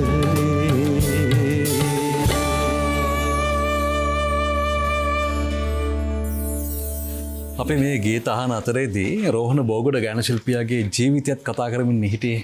අපි අවසානට කතා කරමින් හිටියේ පොලිස් ධූරවාදක කණ්ඩායම ওই සිද්ධිය. ඊට පස්සේ තමයි ගුවන්විදුලියට එන්න හිත යමු වෙන්නේ. ඔව්. කොහොමද ඒක කටයුත්ත වෙන්නේ? ඒ අතරේ දැන් අර පොලිසියෙන් රැකියාවෙන් අස්සලා ගුවන්විදුලියට ආවේ සහනවාදකෙක් හැටියට. ආලේ ඒ හිටියා. ආයුධම්පත් කැදවීමක් කළාද ඒ කාලේ? එහෙම කලින් අදුම්පත් හිරීමක් කරා. ඒවත් මම හොරෙන් කරගත්තා. ඉතින් ඊට පස්සේ සහනවාදකෙක් හැටියට ආවම ඉතින් අපිව ඉතින් වැඩි ගණන් ගන්නේ නැහැ. එතන හිටි ඒ කාලේ හිටි ජේෂ්ඨයෝ. අයියලා එන කාලේ කවුද හිටු ප්‍රවීණයෝ? එතකොට හිටියා MW පීරිස් අතුකෝරල සිතාර් වාදනය කරන ගොඩක් අය ගොඩක් MK රොක්සාමි මහත්මයාත් හිටියා. ඒ වගේ හිටියා මේ ඊට මගේ පස්සේ පසු පරම්පරාවෙන් ආවේ මේ මනෝජ් මේ මල්ලි එතකොට ආයේ මම හිතන්නේ. ඉතින් අපි එන කාලේ ඒ අය අර අලුත් අය ගැන එච්චර අපිත් පොඩ්ඩක් දැඟලිල්ලත් වැඩි නිසාවෙන් මම හිතනවා එච්චර අපි ගැන පැහැදීමක් නැහැ. සමහරව කියනනේ ගුවන්විදුලි කරට ගන්න හොඳ නැහැ.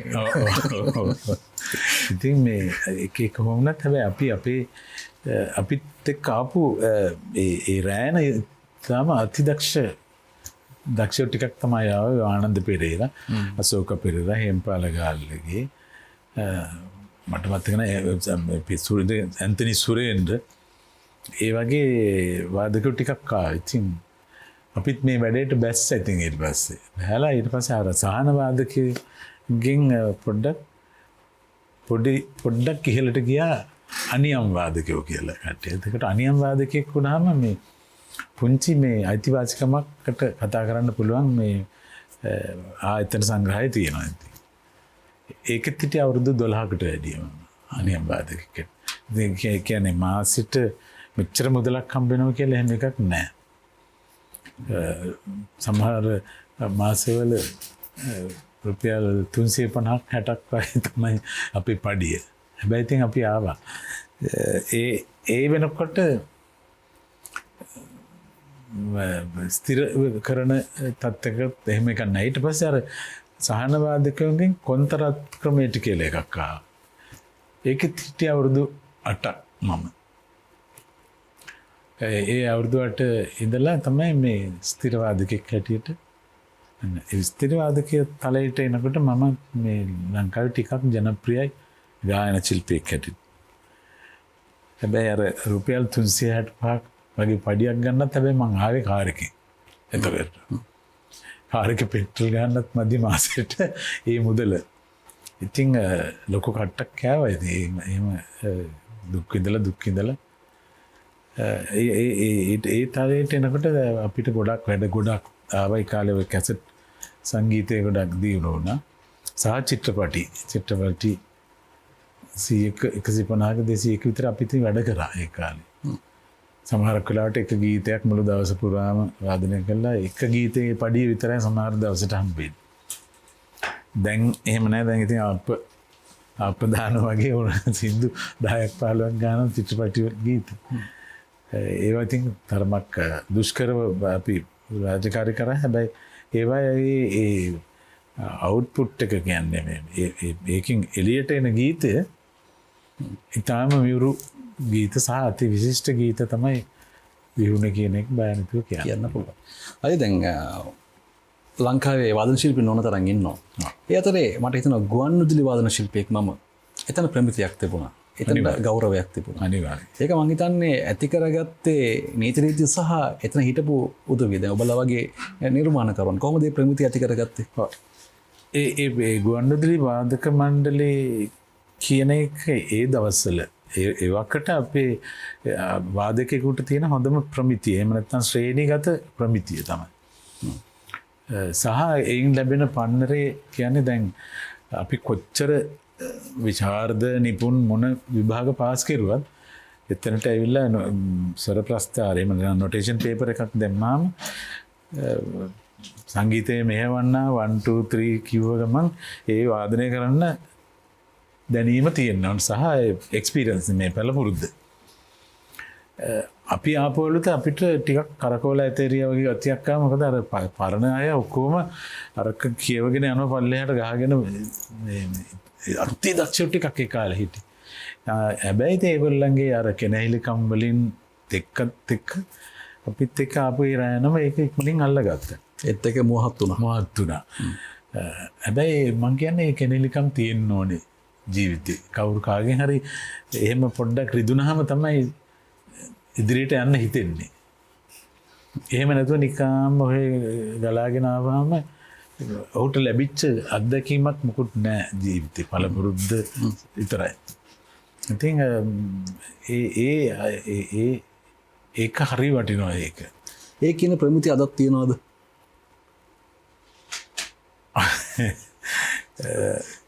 මම රාජකාරී කරපු ස්ථානය නිසා මම ඒ ගැන මොකුත් කියන්නේ නෑ. කෙනෙක්ට මෙහෙම හිතනොත් දැන් වාදක මණ්ඩලයේ ප්‍රමිතිය නම් අද තියෙනවා. තාම. හැබැයි එතන විතරක් සංස්ථාවේ ප්‍රමිතිය ගැන නම් කනගාටුයි. ගැටලුව තියෙනවා. මේ 70 ලංකර නරඹන කෙනෙක්ට හිතනවා නම් මමත් වාදන ශිල්පියෙක්. මගේ ඈත ගමක ඉන්න කෙනෙක්. දොර ඈත ගමක ඉන්න කෙනෙක්ට හිතනවා මමත් වාදන ශිල්පියෙක්. මාත් කැමති මෙහෙම දිග ගමනක් යන්න. මට බැයිද ගුවන්විදුලියට එකතු වෙන්න? ඔව් දැනටත් මම හිතන ගුවන්විදුලි වාදක මණ්ඩලයට මේ ඈතකදීත් ගත්තා. වාදකයෝ යනවා මම සමහර දවස්වල මම දකින්න. මොකද මාත් වාදක මණ්ඩලයේ ප්‍රධානී ආවිලා හිටපු කාලයක් තිබුණා. ඒ ඉන්නකොටත් ඔය දේශපාලන කරන මහත්තුරුන්ගෙන් එන සහතිකාරකි. ඒ සහතික අරගෙන ආවට ඒ රාජකාරි මේ ජොබ් එක කරන්න බෑනේ. ඇමතිතුමාගේ ලියුමක් කරන් ආවම ඒක කරන්න පුළුවන් වෙන මොකක් හරි රස්සාවක්. ඔය මේ සංගීතයේ විෂය කියන එක දැන් ඉන්න සභාපතිතුමාට සින්දු කියන්න පුළුවන්, ගීත ගායනා කරන්න පුළුවන්. ඒ කාලේ ගුවන්විදුලි සංස්ථාවේ සභාපති කියලා එයාට සින්දු කියන්න බෑ. ඒක කොට්ටාසයකට විතරයි ඒක දීලා තිබුණේ. සංගීත අංශයේ ඉන්න කොටස විතරයි ඒ දැනීම තියෙන්නේ. ඉතින් දැනුත් එහෙම ඇති ඉතින්. මම හිතනවා දැනුත් එහෙම ඇති. ඉතින් වාදකයෝ ඉතින් බිහි වෙන්න ඕනේ. ඉතින් හොඳ වාදකයෝ බිහි වෙච්ච අය තමයි මේ දැනුත් මේ ටික මේ අරගෙන යන්නේ. දැන් මනෝජ් මල්ලි ගුවන්විදුලි වැඩ කරුවේ. අපිත් එක්ක අපි එකට හිටියේ. ඉතින් අපි රැළ තමයි තාමත් අපි මේක අරන් යන්නේ දැන්.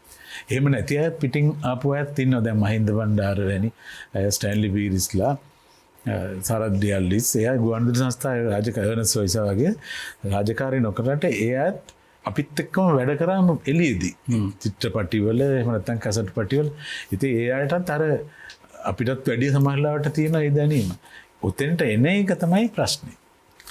සමහර අය කියනවලු වාදක මණ්ඩලේ අන්න නළුවෙක් ඉන්නවා කියලා. ඒ තරම් බොහොම පිළිවෙලට ඇඳගෙන බලඳගෙන වෙනවලු. අපි ගීතයක් අහමු. සුසුමේ සුවඳක්. අපි ගීතය අහලා ගීත ගැන කතා කරමු.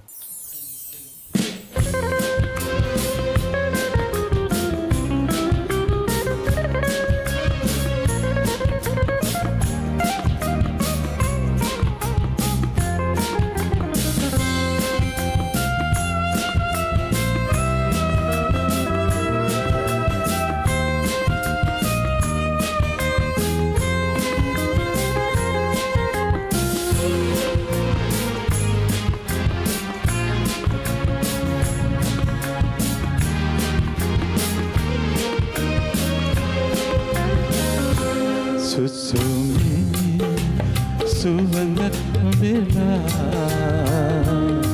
සිහිනේ නොපෙනී ගියා වැරදි ලෝවේ අප නිසා දෛවේ දුන්නේ මේ වේදනා සුසුමේ සුවඳ වෙලා සිහිනේ නොපෙනී ගියා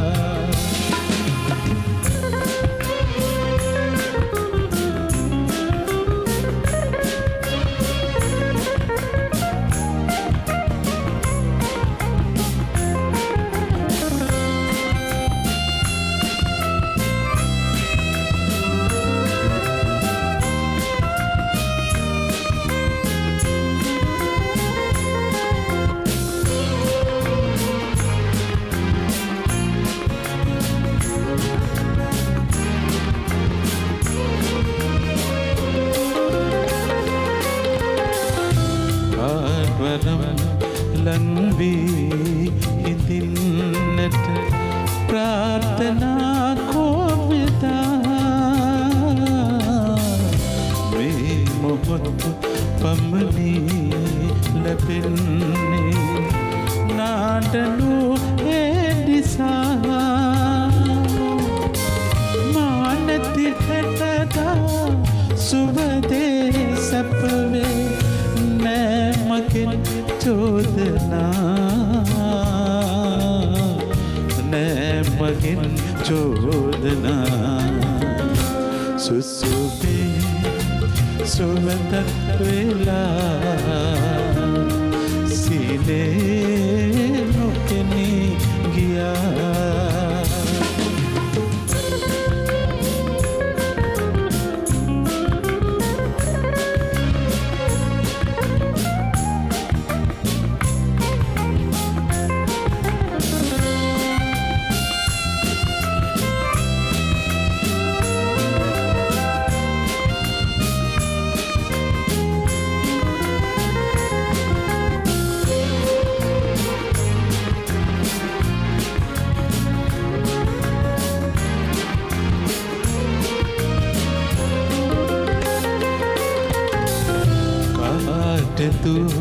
දුන් වේදනාදෝ ඇත සංසාරයේ මානොපාගෙන මෙලෙස ආවේ පාළු වී ජීවිතේ ගෝතුර එක්වී ආපවෙන් වී යායුතුයි මෙලෙසේ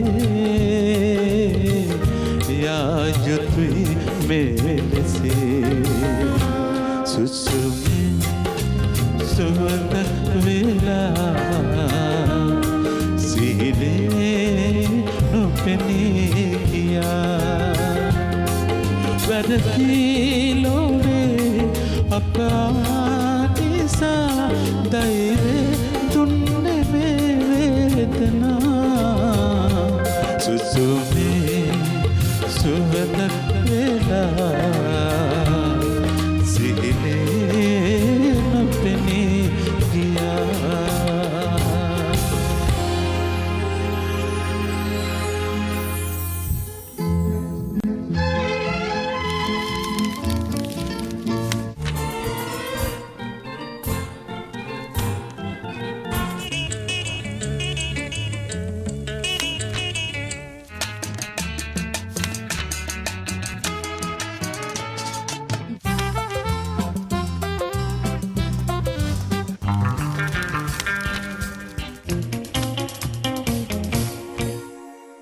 අද 70 ලංකාරයේ රසමිහිර අපිට තව තවත් ලං කරන්න අපි ආරාධනා කළේ ප්‍රවීණ ගායන ශිල්පී රෝහණ බෝගට.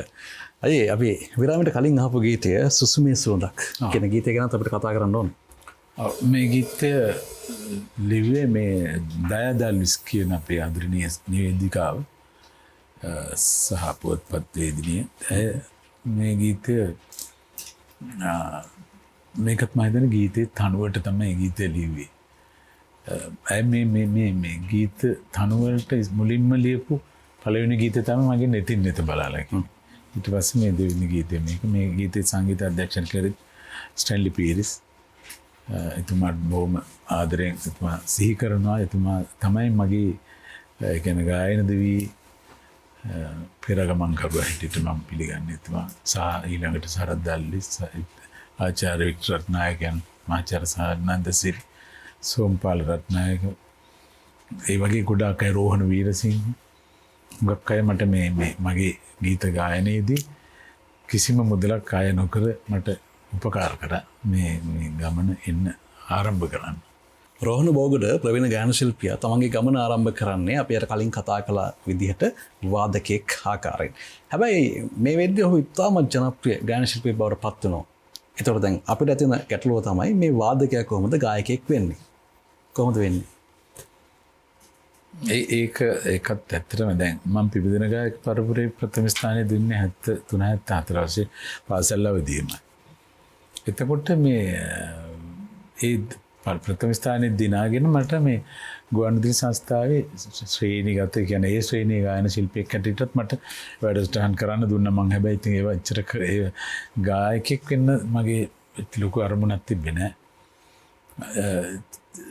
ඔය පුංචි වැඩසටහන් වල පොඩි කෑල්ලක් කියන අවස්ථා ලැබුණාට මම ඒව ගැන එච්චර හිතුවේ නැහැ. දවසක මේ පටිගත කිරීමක් අවස්ථාවකදී තමයි ස්ටැන්ලි පීරිස් මහත්මයා මේ ඒ කාල වේලාව ඉතුරු වුණා. එදා කෝල් ෂීට් එක කාල වේලා ඉතුරු වුණා. මේ මං පොඩ්ඩක් පියානෝ එක ළඟ වාඩි වෙලා මේ පරණ හින්දි සින්දුවක් තමයි කිව්වේ. ඒක තමයි එයාට ඇහුනේ. එලා එතකොට ඒ වෙනකන් මේ ස්ටැන්ලි දන්නේ මං සින්දු කියන්න පුළුවන්ද වැරිද මොකද. ගොඩක් හැබැයි තබ්ලා වාදකයන්ට අපේ රටේ ඉන්න ගොඩක් තබ්ලා වාදකයන්ට සින්දු කියන්න බෑ. කියන පොඩ්ඩක් ගොඩක් අයට දැන් අපි දන්න තබ්ලා වාදක බැලුවොත් ටී ෂෙල්ටන් පෙරේරා සහ විමල් ජයසූරියරත්න ඇරෙන්න කිසි වෙන අනිත් කිසි තබ්ලා වාදකයෙක් ගීත ගායනා කරන්නේ නැහැ. ගායනා කරනවා අහන් ඉන්න අමාරුයි. අපේ මිත්‍රයෝ නිසා මම මෙහෙම කියන්නේ. ඉතින් මට දැන් ස්ටැන්ලිට ප්‍රශ්නයක් වුණා ඇයි තබ්ලා අහන්නේ සින්දු කියන්නේ නැද්ද කියලා. අනේ එපා මට කම්මැලි කියලා. නෑ හිටපන් මම දැන් සින්දුවක් කරනවා කියලා ඒ වෙලාවේ තමයි ඔක තීරණය ගත්තා. ඒකට ප්‍රේමනාත් කොඩිතුවක් අපේ තබ්ලා වාදන ශිල්පී සහෝදරයා එතුමාගේ අර ප්‍රවීණත්වයත් එක්ක මටත් මුකුත් කියන්න විදියක් නෑ ඉන්නවා අපි මේ කරන්න හදන්නේ සිද්ධ එක කියලා ඒ නැතින් නැති පළාලා ගීත නිර්මාණය වුණේ ඒ මම හිතන්නේ විනාඩි 20ක 20ක පැය භාගයක් විතර වගේ ඇතුළත තමයි ඒ ගීතේ තනුව නිර්මාණය වුණේ. නිර්මාණය වෙලා ඒ කට්ටියම එකතු වෙලා මියුසික් ටික හදාගත්තා. මමත් ප්‍රේමනාත් කොඩිතුක්කු කියන අපේ තබ්ලා ප්‍රවීණ තබ්ලා වාදක අපි දෙන්න තමයි ඒ ගීතේට තබ්ලා වාදනය කරලා තියෙන්නේ මුල් ගීතේ. දැන් මේ සුසුමේ සුවඳක් වෙලා ගීතයත් එහෙමයි. එහෙම. ඒකේ අය ඒතකොට ඒ කියන්නේ ඔබේ මේ මුල්ම ගීතයේ නැතින් නැත බලවලද? ජනප්‍රියත්වයට පත් වුණ නැතින් නැති බලලා. අනිත් අනුදුලි කියවනේ. මේ සුසුමේ සුවඳක් වෙලා ගීතයත් මමත් මනෝජ් තමයි තබ්ලා අපි දෙන්නම තමයි තබ්ලා වාදනය කරේ. ඒ මියුසික් ට්‍රැක් එකට ගහලා ඊට පස්සේ වොයිස් කිරුවේ. ඒ කියන්නේ වාදන ශිල්පියෙක් විදිහට ඔබ කටයුතු කරමින් හිටියා. ඔබ අර හින්දි ගීතයක් කොටසක් ගයනවා අහලා ස්ටැන්ලි පීරිස් මහත්මයා කිව්වා ගීතයක් ගායනා කරන්න කියලා. ඔබ ගීතය ගායනා කළා. ඒ ගීතය අහලා දර පුංචි කඳුලක් එතුමන්ගේ හැට ආවා කියලා කියන්නේ. ඔව්. නෑ ඒ ගීතේ මේ කරලා මට කිව්වා මේකට වචන ටිකක් ලියා ගන්න කියලා. ඉතින් ඔක තිබුණා අවුරුද්දක් විතර තිබුණා. මගෙන් සැරින් සැරේ අහන වරක කරේ නැද්ද? කීකේ මම ඉතින් අද ඉඳලා තමයි ඔය ප්‍රේම්ට කියලා ප්‍රේම් එක වචන හරි නැති නිසා ආයෙත් තිබුණා මාස 7කට නිකන්. ඊට පස්සේ තමයි ඔය දයක්කට මං කියලා මේ ලියලා දෙන්න කියලා කිව්වහම දයක්ක ඒක ගිහිල්ලා කැසට් පටේ අරගෙන ගිහිල්ලා ලිවි. ඊට පස්සේ මං තවත් ඒ වගේ දවසක මේ කියන්නේ රෙකෝඩින් එකක් ඉවරලා සුළු කාලයක් පැය දෙකක් ඉතුරු වුණා. මට කිව්වා වොයිස් කරමුද කියලා. එතකොට මං ටිකක් කාරකට පුරුදු වෙලා තිබුණේ. මං කරමු ඉතින් මන් දන්නේ නැහැ මොනවද වේද කියලා. ඒක ෆස්ට් ටේක් එක ගත්ත අරගෙන ආයෙ කිව්වා මේ පොඩි වැරදි තියෙන ඒවා හදාගන්න. සෙකන්ඩ් ටේක් එක මං කෙලින්ම කිව්වා ඒ කාලේ කපලා කෑල්ල එහෙම වොයිස් කරන්න බෑ. වැරදුනොත් ආයෙ මුලින් ඉඳලම අපව කියන්න ඕනේ. ඉතින් එකපාරක් වගේ තමයි වැරදුනේ. මොකද මං කලින් පුරුදු වුණා රචන ටිකත් එක්ක. ඉතින් ඒක ඇතුළේදී ඊට පස්සේ අහමු කියලා කිව්වහම එතකොට හිටියේ මමයි වොයිස් කරන දවසට මමයි ඩොනල් ලයිවන් එතුමත් අද ජීවිතින් අතර නෑ. ඩොනල් ලයිවන් වෙයි මමයි ස්ටැන්ලි තව කවුරු හරි එක්කෙනෙක් හිටියේ මට මතක නෑ. ඒ වොයිස් කරුවා තමයි ස්ටැන්ලිටත් දැස්සල කඳුළු පිරුණ මටත් එහෙම පිරුණා. මෙතින් මෙත බලලා ගීත කොටසක් අපි ඇහුවනේ. දැන් ඔබට ගායනා කරන්න පුළුවන් කියලා එතුමන්ට හිතන හින්දි ගීතයක් අහලානේ. ඔව්. ඒ හින්දි ගීතේ මතකද? ඒක මොකද? කොහොමද ඔබ හින්දි ගීත ඇතම් අවස්ථාවල කියනවත් අහලා තියෙනවා? तुम्ही मेरे मंदिर तुम्ही मेरे पूजा तुम्ही देवता तुम्ही देवता तुम्ही मेरे मंदिर तुम्ही मेरे पूजा तुम्ही देवता तुम्ही देवता नितिन नित बला බොහොම පුරුයි. ඔබේ ගීතාවලිය අතරේ අද තෝරාගත්ත ගීතාවලිය අතරෙත් මම වැඩිපුරම ප්‍රිය කරන ගීතයක් අපි ඊළඟට අහන්න යන්නේ. අපි ගීතය අහලා ගීත ගැන කතා කරමු.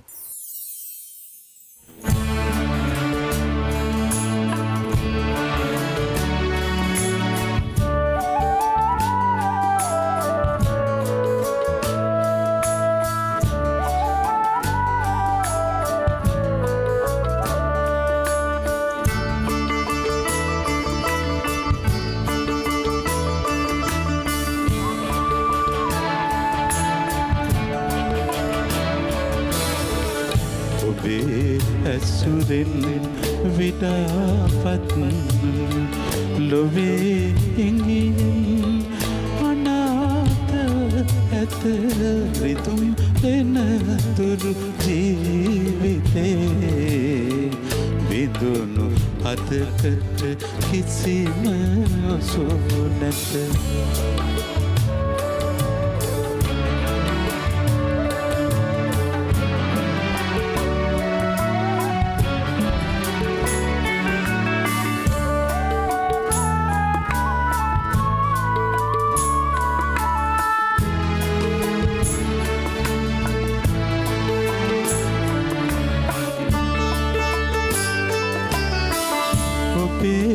ඇසුරෙන් විඩාපත් මට තවත් දැසක එපා පිළිසරණේ තවා අලු කර මගේ විදිතය අලුත් ලොවකට කෙලෙස පිවිසන්නේ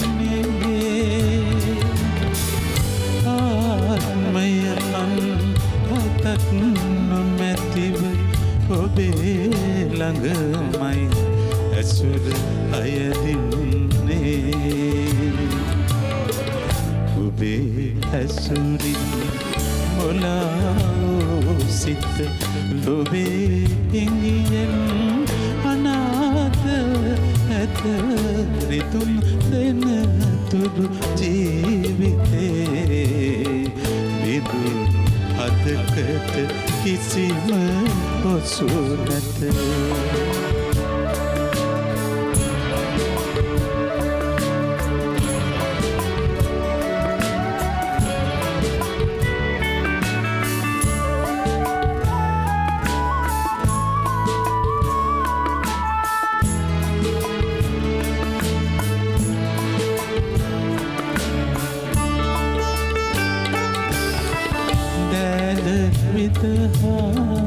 පියාපත් සිද සැරිසරන්නද සිතෝසේ ගුවනේ කඩා සිඳ විද දැමූ මලකින් කෙලෙසදෝ ඔබ සුවඳ ඉල්ලන්නේ ආත්මය මන් අතක් නොමැතිව ඔබේ ළඟමයි ඇසුර අයදින්නේ ඔබේ ඇසුරින් මොලාව සිත ලොවේ හිඟියන් අනාත හැද රිතුම් දෙන තුරු ජීවිතේ විදුණු අතකට කිසිම ඔසුනත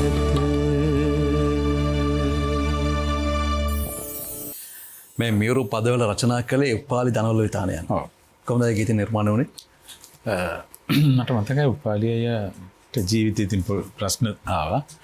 ඒ ප්‍රශ්න හා සම්බන්ධ මේ ලියුණු ගීතයක් තමයි මේක කීප වාරයක් මට ගෙනල්ලා දුන්නා මේ අලි මේක ඔයා සරල ගීවලට හරි කියන්න මේක මගේ ජීවිතයට ගොඩක් සම්බන්ධයි කියලා තිබුණා. මේකේ ඒ සිද්ධිය පිළිබඳව මම කියන්නේ නැහැ. එතුමාගේ පෞද්ගලික අත්දැකීම තමන් අතෑරලා ගියපු කෙනෙක් නැවත ඇය ළඟට ගිහිල්ලා ගෞරවයෙන් ආරාධනා කරනවා අතෑරලා යන්න එපා මා සමග ඉන්න කියන වගේ මේ බොහොම බෝධිසත්ව ගතිගුණ තියෙන නිර්මාණය වුණු ගීතයක් ඉතින් මේ උපාලි ධනවල විතානගේ මහත්මයා එතුමා ටිකක් හෘද රෝගයකට මේ සහපත් වෙලා ඉන්න දවස්වල තමයි මේ ගොඩක් මේක ලියන්න හේතු කාරක වුණේ. ඉතින් මේ ගීතය ආචාර්ය එක්රත්නායක මැතිතුමාගේ සංගීත අධ්‍යක්ෂණය එතුමත් මේක 3-4 පාරක් කියවලා ගොඩාක් වෙලා මේ අපිත් එක්ක කතා කරා මේ ගීතවල මෙහෙම ලියවෙන හැටි කොහොමද කියන එක. ඒ පෞද්ගලික අත්දැකීම මම කියන්න කැමති නෑ. නමුත් මේ ගීතේ නිර්මාණය වුණේ එහෙමයි. මුලින් මේ මන්ට ලොකු ප්‍රශ්නයක් වුණා මේ ගීතේ.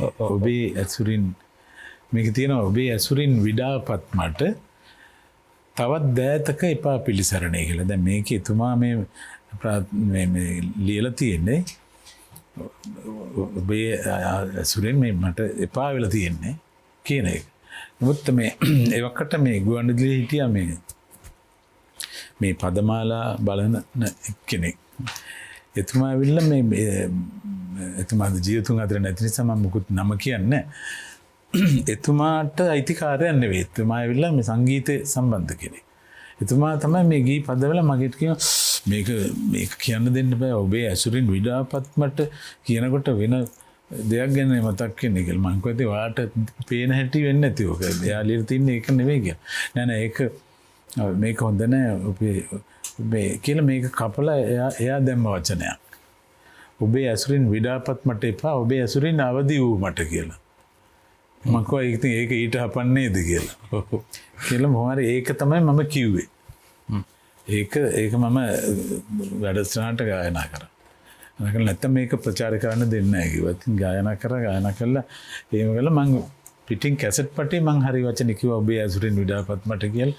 දීලා ඒක ගෙනල්ලා එතුමාමයි නැවත ඇහුවේ. ආලා ඒකත් අනුමත කරලා දුන්නා මට. කැසට් පටේ ගංගා.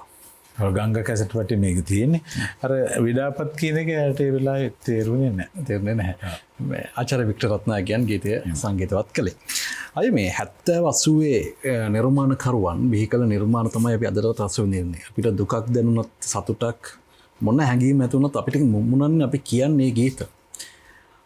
අද තරඟ පැවැත්වෙනවා. ඔබත් ඒ තරඟවල විනිශ්චය මණ්ඩලවලට සහභාගී වෙනවා. ඒ අය ගායනා කරන්නේත් මේ ගීත. ඇතැම් විටක අපි දකිනවා ඒ ප්‍රවීණ ගායන ශිල්පීන් අද ජීවිතුන් අතර ඉන්දි පවා අර නවකීන් ගායනා කරන ගීත ගුවන්විදුලියේ රූපවාහිනියේ ප්‍රචාරය වෙනවා. ඔබ කොහොමද ඒ කාරණාව දකින්නේ? ඒක අනුමත කරන්න පුළුවන් දෙයක්ද ඔබ? කිසිසේත් මම අනුමත කරන්නේ නැහැ. ඊටම ද්වේෂ සහගත දෙයක් ඒක කරන්නේ. එතුමා ජීවිතුන් අතර ඔක මටත් වෙනවන තරම්. මමත් දැකලා තියෙනවා Facebook එකේ අපේ ආදරණීය ගායිකාවෝ ගායකයෝ මගේ ගීත ගායනා කරලා විෂුවල් කරලා දාලා තියෙන. ඉතින් මම නම් ඔක බැලුවාම මම එච්චර ගණන් ගන්නෑ. හැබැයි ඒ අයට ඊට පස්සේ ඒක බලලා ඉවරලා ඊට ඇටින් තියෙන කමෙන්ට්ස් ටික බැලුවාම ආයෙ කවදාවත් කියනකන් නැහැ කියලාත් හිතනවා. එහෙම අසාධාරණකම් ඕනේ තරම් වෙනවා මේ රටේ. සමහරට ඒ කියපු ගායකයා ගෙදර ඒ ගීතය ගායනා කරන අනිත් ගායකයා ඒක නව පරපුරේ හරි කොහොම හරි ඔහු කෝටි ගණන් ලක්ෂ ගණන් හොයනවා. අඩුම තරමින් ඒ ගායකයා ඒ කියන්නේ මුල් ගීතය ගායනා කරපු ගායකයාට ස්තුතිවන්ත වෙන්නවත් ඔහුගේ හිත ඒ තරම් අහංකාර හිත් තියන අය ඉන්නවා ඉතින්. ඒ ගැන කනගාටු වෙනවා. ඒ අයට උඩ ඉන්න දෙවියෝ අවධාරි punishment you get the punishment ඒ කතන්දරයක් නැහැ. ඒ 70 80 නිර්මාණකරුවන්ට ඒ කාලේ මාදින් ලැබුණු වටිනාකම අද ලැබෙන්නේ නැහැ කියන දේ ඔබ ඔය කියන්නේ. අනිවාර්යයෙන්. ලැබෙන්නේ අනිවාර්යෙන් දැන් ඒකට බයිද ඔයගොල්ලෝට එකමුතු වෙලා වැඩක් කරන්න. මොකද එහෙම ක්‍රියාමාර්ග ගන්න ශක්තියක් නැහැ. අපේ එහෙම එකමුතුවක් තියෙන ඔස්කා සංවිධානය කියලා එකමුතුවක් අපේ තියෙනවා. ඒක සියලුම අය ඉන්න ගීත රචකයෝ සහ වාදකයෝ සංගීත අධ්‍යක්ෂකවරු ගායකයෝ කොමලා ඉන්න. අපි ඉදිරියේදී හොවත් කරන එහෙම ඇක්ට් එහෙම හදලා තියෙන එහෙම ඇක්ට් එකක් මින් පස්සේ එහෙම කියන්න බැරි වෙන විදිහට ඕන විදිහට හැම නාලිකාවකම අපේ ගීත ඕන තරම් ප්‍රචාරය කරනවා. ඒවට කිසිම රොයල්ටි එකක් කිසි දෙයක් හම්බ වෙන්නේ නැහැ. වෙනත් රටවල ඒ වගේ වුණා. මම මේ චරණ නාලිකාවට විතරක් කියන කතාවක් නෙවෙයි. ඒක අපේ ලංකාවේ තියෙන සියලුම නාලිකාවල යුතුයකමක් සහ වටිනාකමක් තියෙනවා. ගායකයෙක්ගේ හා ගායිකාවගේ ගීතයකට ඒට සම්බන්ධ වුණු සංගීත අධ්‍යක්ෂකවරයාට ගීපද රචකයාට සහ ගායකයාට කිසියම් සාධාරණයක් ඉෂ්ට සිද්ධ කරන්න. ඉතින් ඒ යුතුයකම ඉෂ්ට කරනකම් අපිත් බලාගෙන ඉන්නවා. අපි බලාගෙන ඉන්නවා බොහොම තීක්ෂණව තියුණු ඇසක් නිර්මාණය වෙලා තියෙනවා අපිට ඒ වෙනුවෙන්. අපි තවත් ගීතයක් අහමු. මේ ගීතය බඳුරු නානක්කර වසම් මහත්මයා රචනා කළේ ආචාර්ය රෝහණ වීරසිංහයන් සංගීතවත් කළේ ඉතාම ජනප්‍රිය ගීතයක්. අපි අහනවා රෝහණ බෝගොඩ ගායන ශිල්පියාගේ හඬින්. දැන් 70 ලංකාරයේදී.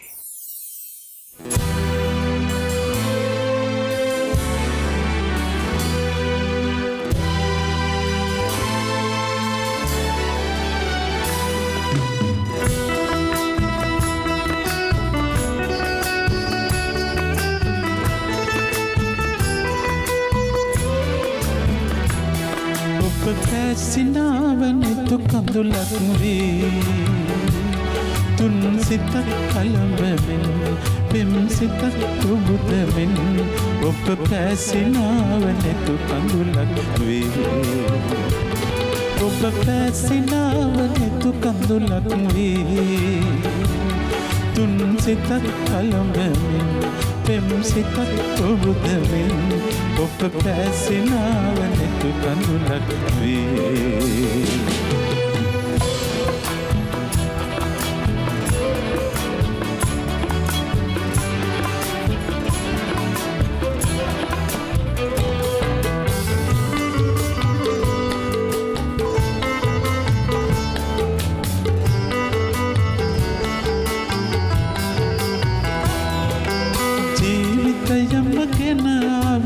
ඔබේම දෝතින් ඒ දිවියම නතර කළේ ඔබේම දෑතින් ජීවිතයම ගෙන ආවේ ඔබේම දෝතින් ඒ දිවියම නතර කළේ ඔබේම දෑතින් අද ඔබේ සිනාන ඒ මිලි කතා නෑ අද ඔබේ සිනාන ඒ මිලි කතා නෑ ඔබ පැසිනාවනෙතු කඳුලක් වේ තුන් සිතක් කලඹමින් පෙම් සිතක් පුබුදමින් ඔබ පැසිනාවනෙතු කඳුලක් වේ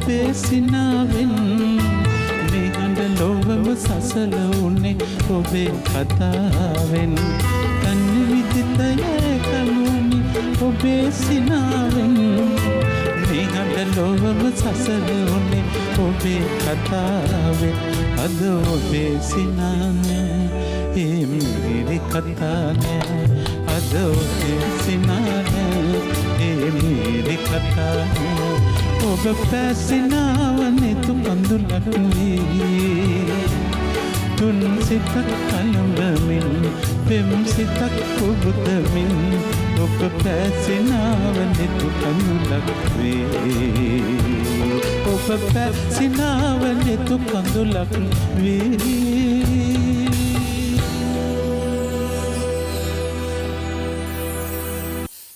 හිතවතුනි මේ වගේ බොහොම අපූර්ව ගීත ගණනාවක් නිර්මාණය වුණේ මේ අද කාලේ වගේ මැදිරිවල විශාල තාක්ෂණයක් තියාගෙන නෙවෙයි.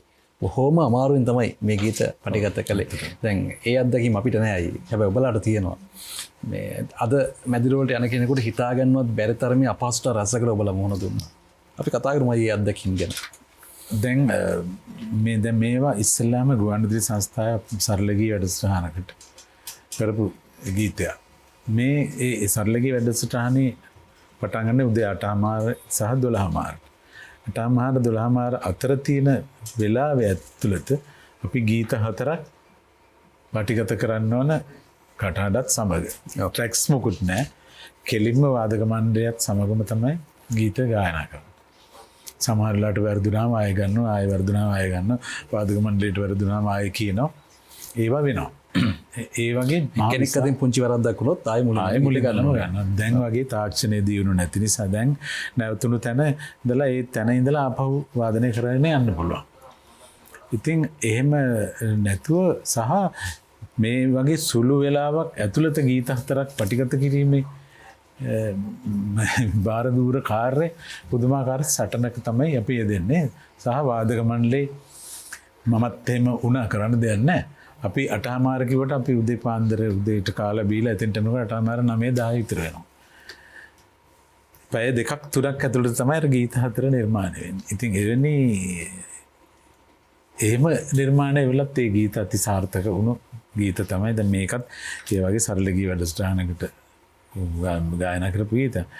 පසු කාලීනව ඒක කැසට් පටේට ගායනා කරද්දී ඕන තරම් වෙලාව අරගෙන වාදක මණ්ඩලෙත් වැඩි යොදාගෙන එහෙම වාදනය කරපු එකක් තමයි මේ ගීතවල තබ්ලා වාදනයේදී ගොඩක් මට සහාය වෙනු ආදරණීය මිත්‍රයා අද ජීවිතුන් අතර නැහැ හේම්පාල ගාල්ලිගේ කියන මගේ ළඟම මිත්‍රයා.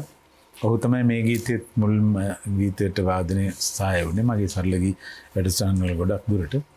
ඉතින් එතුමත් මගේ මිතුරත් මතක් කරන මේ අවස්ථාවේ සහ මේ මගේ ගීතවලට වාදනයෙන් සහාය වුණු හැම මිත්‍රයෙක්ම අද ජීවිතුන් අතර නැති හැම මිත්‍රෙක්ම ජීවිතුන් අතර ඉන්න සියලුම මිතුරන් උදව් උපකාර කර සියලුම යාළුවන්ට මිතුරන්ට මගේ හෘදයාංගම ස්තුතිය පිං කියලාම ප්‍රාර්ථනා කරනවා.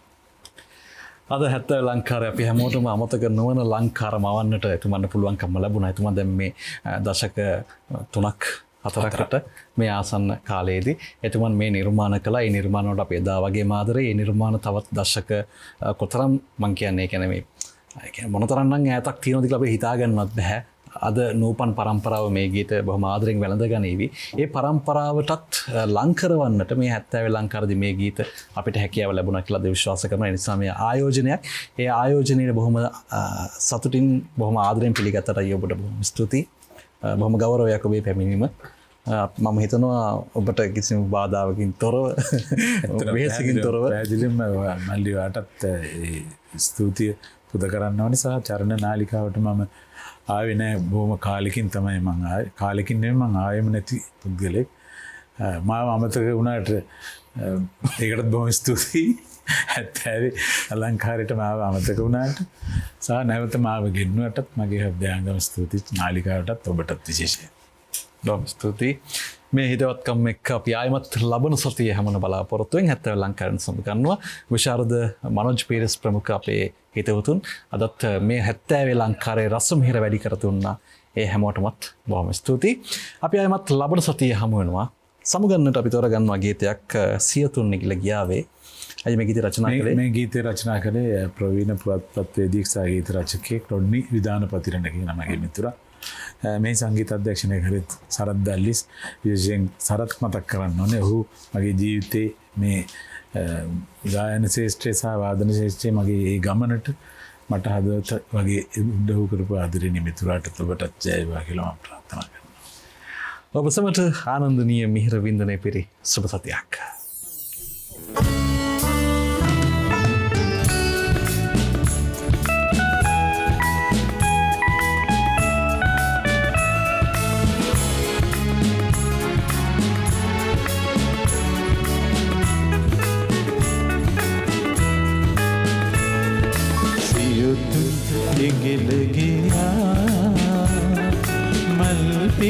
समय निभावी सियुतुन इगिल गया मल फिर समय निभावी उपरितवा दिवेदना नैना हलित पिंपे सियुतुन इगिल गया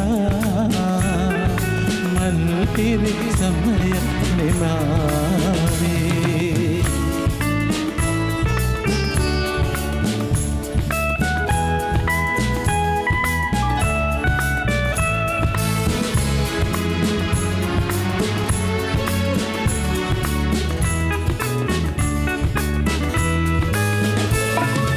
වියලුණු දැසින් කඳුළු දේ පිම්බිම සොයනා මේ ගමනේ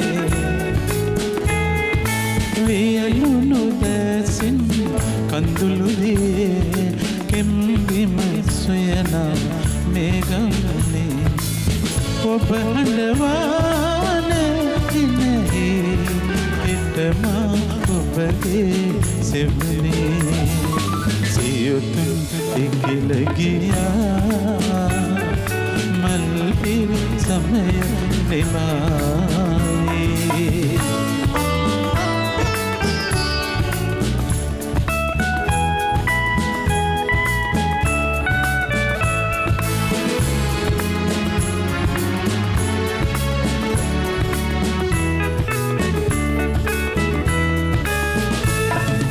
දිවි කුසලානය මේ පුරවා ගෙහෙලිය ඔබ මට ගෙන ආවා දිවි කුසලානය මේ පුරවා ගෙහෙලිය ඔබ මට ගෙන ආවා දුරු කතරේ සූරේ සිතන කිසිදාරතුනේ සියුතුන් ඉගිල ගියා මල් පිරි සමය නිමාවේ සියුතුන් ඉගිල ගියා මල් පිරි සමය නිමාවේ ඔබ විතවා දිවේදනා නෑනා ඇවිත් පිම්බෙන්නේ සියුතුන් ඉගිල ගියා මල් පිරි සමය නිමාවේ